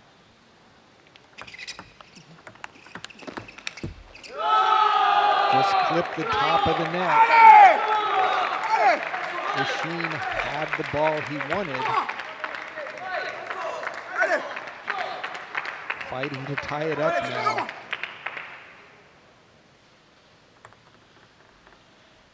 Game point Omayo. Second straight game that we're going to go the distance between these two African standouts. Just a great third ball attack. The power of Lashin just to take and drive that ball down the line. Leaving absolutely no doubt. So Lashin won it on his serve last time. Now it's Omayo who serves on golden point. And he missed it. Lashin with back-to-back 11-10 wins gives the Blasters a 10-4 overall lead. We talked about the experience, the seasoned Lashin just going for a control shot. Excellent play, excellent decision. Not going for too much, but just enough. So much riding on those couple huge points. I mean, Lashin now, after going 7-2 in Santa Cruz, is now 9-2 in singles in MLTT. Again, in table tennis, not just hitting bombs, going for big shots, but taking the offense away from your opponent, mixing it, going short, going long, using touch, using spin. Lashin has brought everything so far into these first 2 games. Great power, but at the same time, over the table with his backhand.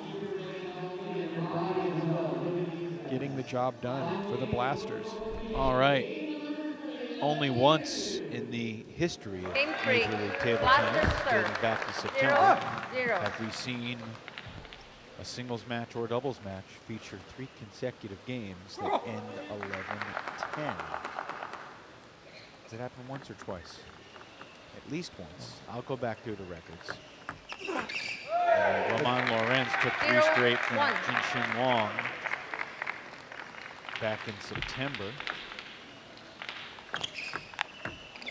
There's the same 2-0. forehand flip for the winner that we saw in the mixed doubles by Omayo. Also happened in a September match between Jinshin Wong and Mark Duran, and Wong took 2 of the 3 golden points. If we go the distance here, it will be the 3rd time. 1-3. Both these players are so evenly matched. Lashin asking why he went for such a big shot. What's the answer? I think a little tired, 3. wanting to finish off. With a 2-0 lead, you're more likely to want to go for it than to play safe.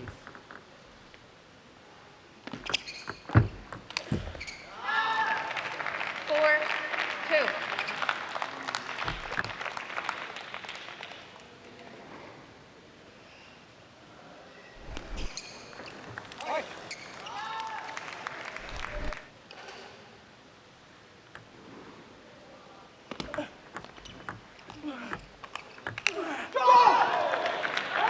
Heavy Three. topspin by Elsayed Lashin. Spinning that ball up.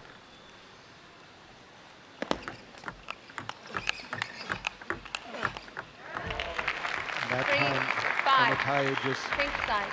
stayed his ground, kept the pressure on. Lashin trying to complete the sweep here as they switch sides. Lashin did sweep Fabi Diaz in singles September 22nd when Blasters and Spinners met. I think he said that was one of the first times that he's played against a female in competition. Score 5. The other 2 team matches he did play singles against male players, took 2 out of 3 from Johan Ribete and also against Isak Vila. Oh, lucky back edge there. 5-5. We're now tied up even at 5. So for that third opportunity for another golden point, we're on pace for it. 5-6.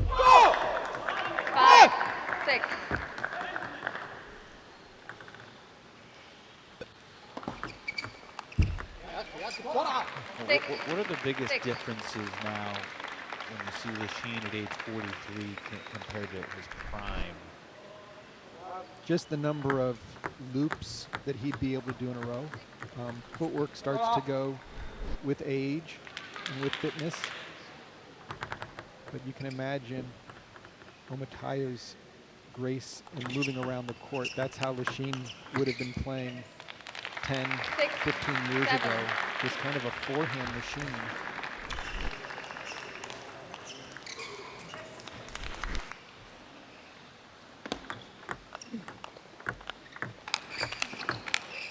You can really hear it when he hits the ball. He just really rips into it. But right now, Omatayo's looking good to take game 3.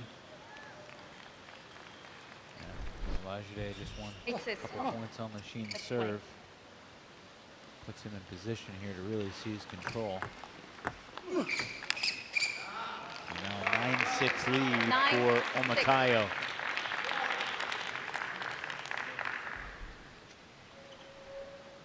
Come on.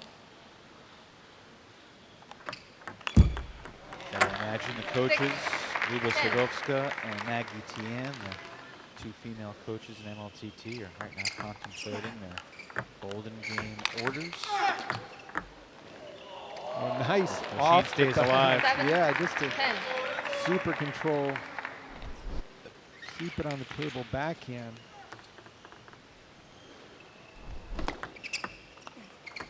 Caught the edge to take game 3. The first singles victory for Olajide Otomayo. But in the African battle, it's Elsayed Lashin taking 2 out of 3 to create a 5-point lead for the Blasters as we get set for the golden game.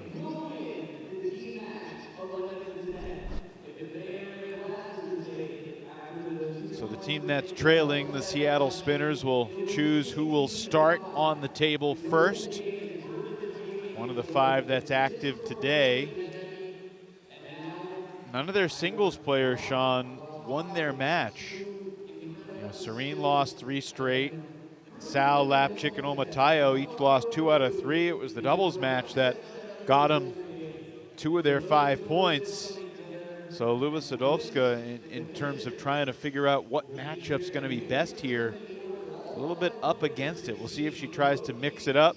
Maggie Tien comes, and we will send it down to the commissioner of Major League Table Tennis, Flint Lane, who will oversee the Golden Game selections.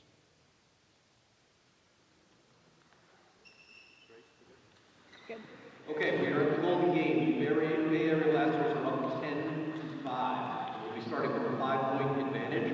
Seattle Spinners will make the first pick. Who will play first? Olajide Otomayo will play first. Maggie, who will pick first? Play first for you. Lashin. Elsayed Lashin will play first. Who is your second player? Jong. Jong is your second player.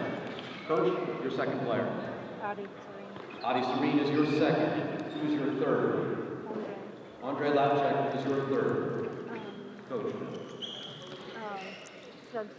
Sonora Silva is your third. And who will be your fourth? Angie Tan will be your fourth, making Alexis Dween your fifth. Who is your fourth? Fabiola is your fourth, making Andrew Sal your fifth. First players to play 3 points. Serve once, receive twice. Good luck. Shake hands, please. So we're going to get basically the same matchups we just saw, not switching it up at all. Does that surprise you from Luba Sadovska to not try to at least change the matchups, tweak things a little bit. I think she was nervous about getting swept in some of these, so keeping the order where we saw it in the singles, hoping that she can change those 2-1 losses into maybe 2 or 3 point wins here in these 4-point golden series in this golden game. We have seen players who have great records in singles and doubles not have great records in the golden game and vice versa. This is, Lashin, though, these first points are huge. Seattle Spinners have to get back into this match right now.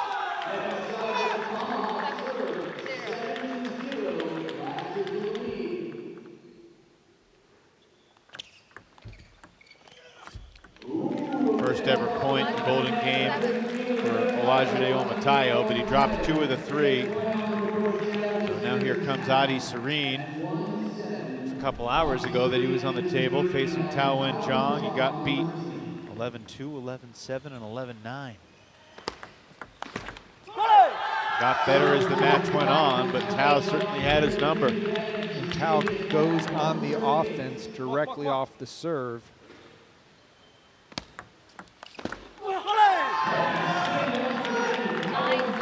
Jong's forehand loop is so heavy. Just so much spin on the ball. Very difficult to counterattack. And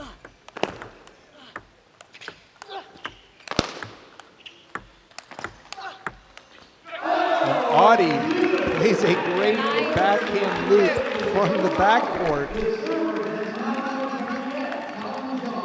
Very strong. Tao not happy at all.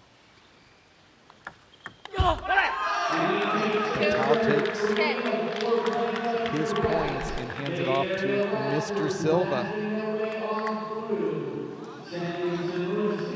Silva won 7 of his 11 points in his first golden games in September. This is the first ever golden game for Andre Lapic.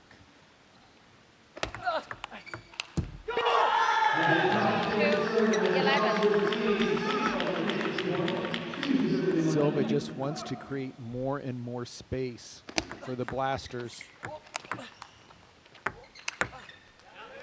Silva knew he was in trouble after the turn popped up on him. Yeah, he wasn't sure whether he should rush the table or just take the beating.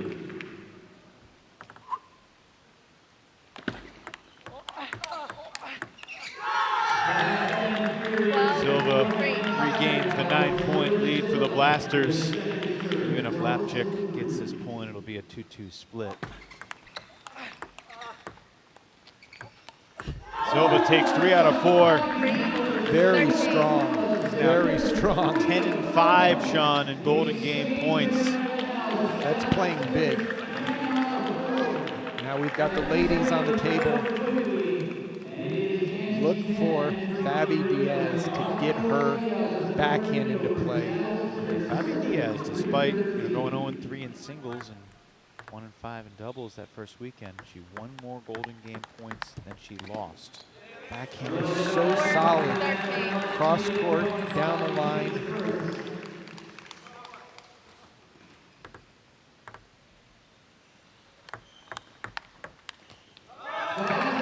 Good combo. Good combo. Very similar to Sister Adriana. It's not easy to win 4 points in a row in a golden game. But Diaz has won 3 straight. She makes it 13-7, and then Andrew Howe can come to the table and keep the momentum going. All of a sudden, it could be 13-11 really quick. Now, Tan able to salvage that last point. So even just going 1-3, she's able to hand off the baton with an 8-point lead. Here's Andrew Howe. Let's see if Alexi Twan is able to get that backhand going. You mentioned his all-round play.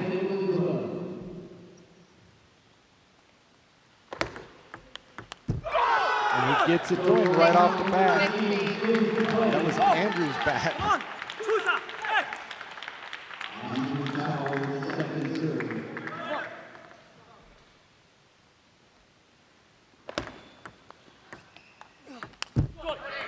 Smart play by Andrew Twan. Getting the forehand in. Right now the Blasters would love to just trade points back and forth. That would be enough for sure.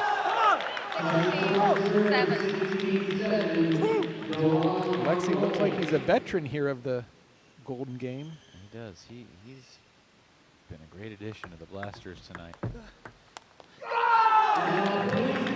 Twan takes 3 out of 4 points from Andrew Sal and sets up Elsayed Lashin to potentially close this thing out if he can take 4 straight. Heck of a night for the Blasters. This is a Spinners opponent they lost 15 to 6 to. In the overall team match in September, they lost the Golden Game 21 to 12. Barring a crazy comeback, it is going to be a strong opening night here in Texas. What a great combo by Lashin. Getting his forehand going.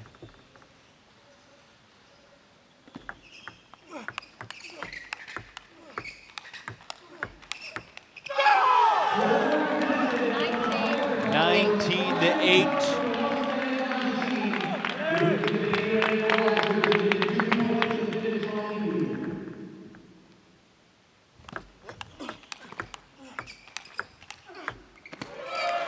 Omayo keeps the pressure alive for the Spinners. Serene now in a position where he needs to take at worst 3 out of 4 from Jong. It's no easy task. And look, really, Serene needs a 4-0 sweep to give his team any sort of a chance, and he begins with a service error. 20. Game point, Jong went for it. You say to yourself, keep it short, and then you serve it in the net. You've done what you've said. That's not going to get it done. Serene responded to the service error by earning a couple of points off Tao. But it is still match point here for the Blasters on Jong's paddle. And he missed it. Spinners are still alive. Tough spot for Andre Lapic as he comes to the table to face Silva, but we'll see what the Czech can do. We're only 2 4-0 sweeps away from the ultimate golden point.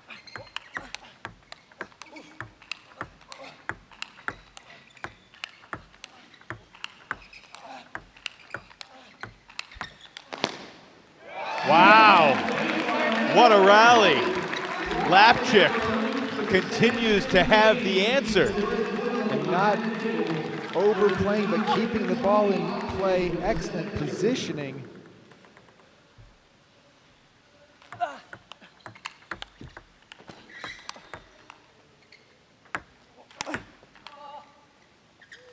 It's over.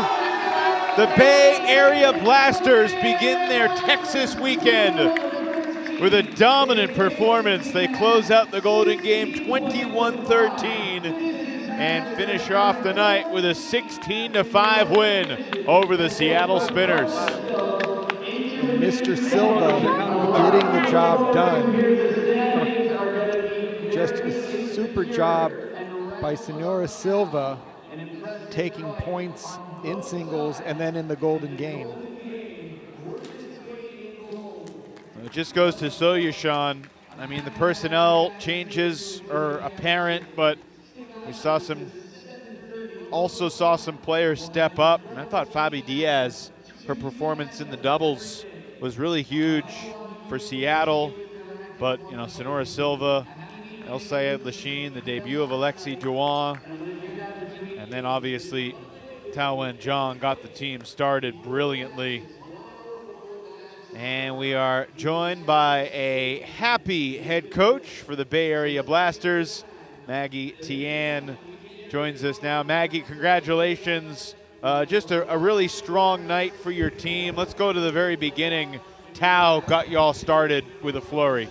Thank you so much. Yeah, so last month, like last 2 matches, we lose like badly. And then also first match, we missed a couple of the players in our team. So we prepared very well this match. And how did you feel that Silva played as a new member of the team? He did very well in singles, taking 2 points, but then even more so in the golden game. Yes, so this time we have 2 new players, like actually 3, also Angie, but she was last time play also our team. But I think the young kids and the young players, they're giving our team, let's say like excited and also giving more motivation for like our, like we're older than them. So like, yeah, so I appreciate that the young players giving more motivation for our team, and also Lashin was show the leadership this time. Yes. Did you have a particular message for your team coming into this weekend? No, like you know, like I get a little bit upset for our team player before. It's like it's not easy, especially for my team players. As like someone have WTT, someone have like. I understand also the what's the Pan Games, right? So Lily was not here, but yeah, but the young players like they giving the motivation. Yes. Maggie, congratulations on getting off to a great start here in Texas. We'll see you in the Blasters again tomorrow. Yeah, thank you so much. Maggie Tian, the head coach of the Bay Area Blasters. She's had to mix and match the pieces, Sean. She's had to bring some free agents in, but man, the puzzle pieces found their right spots tonight. The stars align for the Blasters as they win 16-5. Yeah, and it all started with Twan Jong with that sweep, and they just kept the momentum all through the evening. Elsayed Lashin won a pair of golden points against his fellow African Olajide Otomayo, and then Silva, the newest member of the Blasters, closes it out. Bay Area wins it 16-5. Coming up in about 72 minutes, Texas and Portland as the Paddlers and Smash will finish off our Friday night doubleheader. But for now, we say so long for Sean O'Neill and our entire crew. Evan Lepler saying goodbye for the moment. Blasters over the Spinners. 21-13 in the Golden Game to close it out.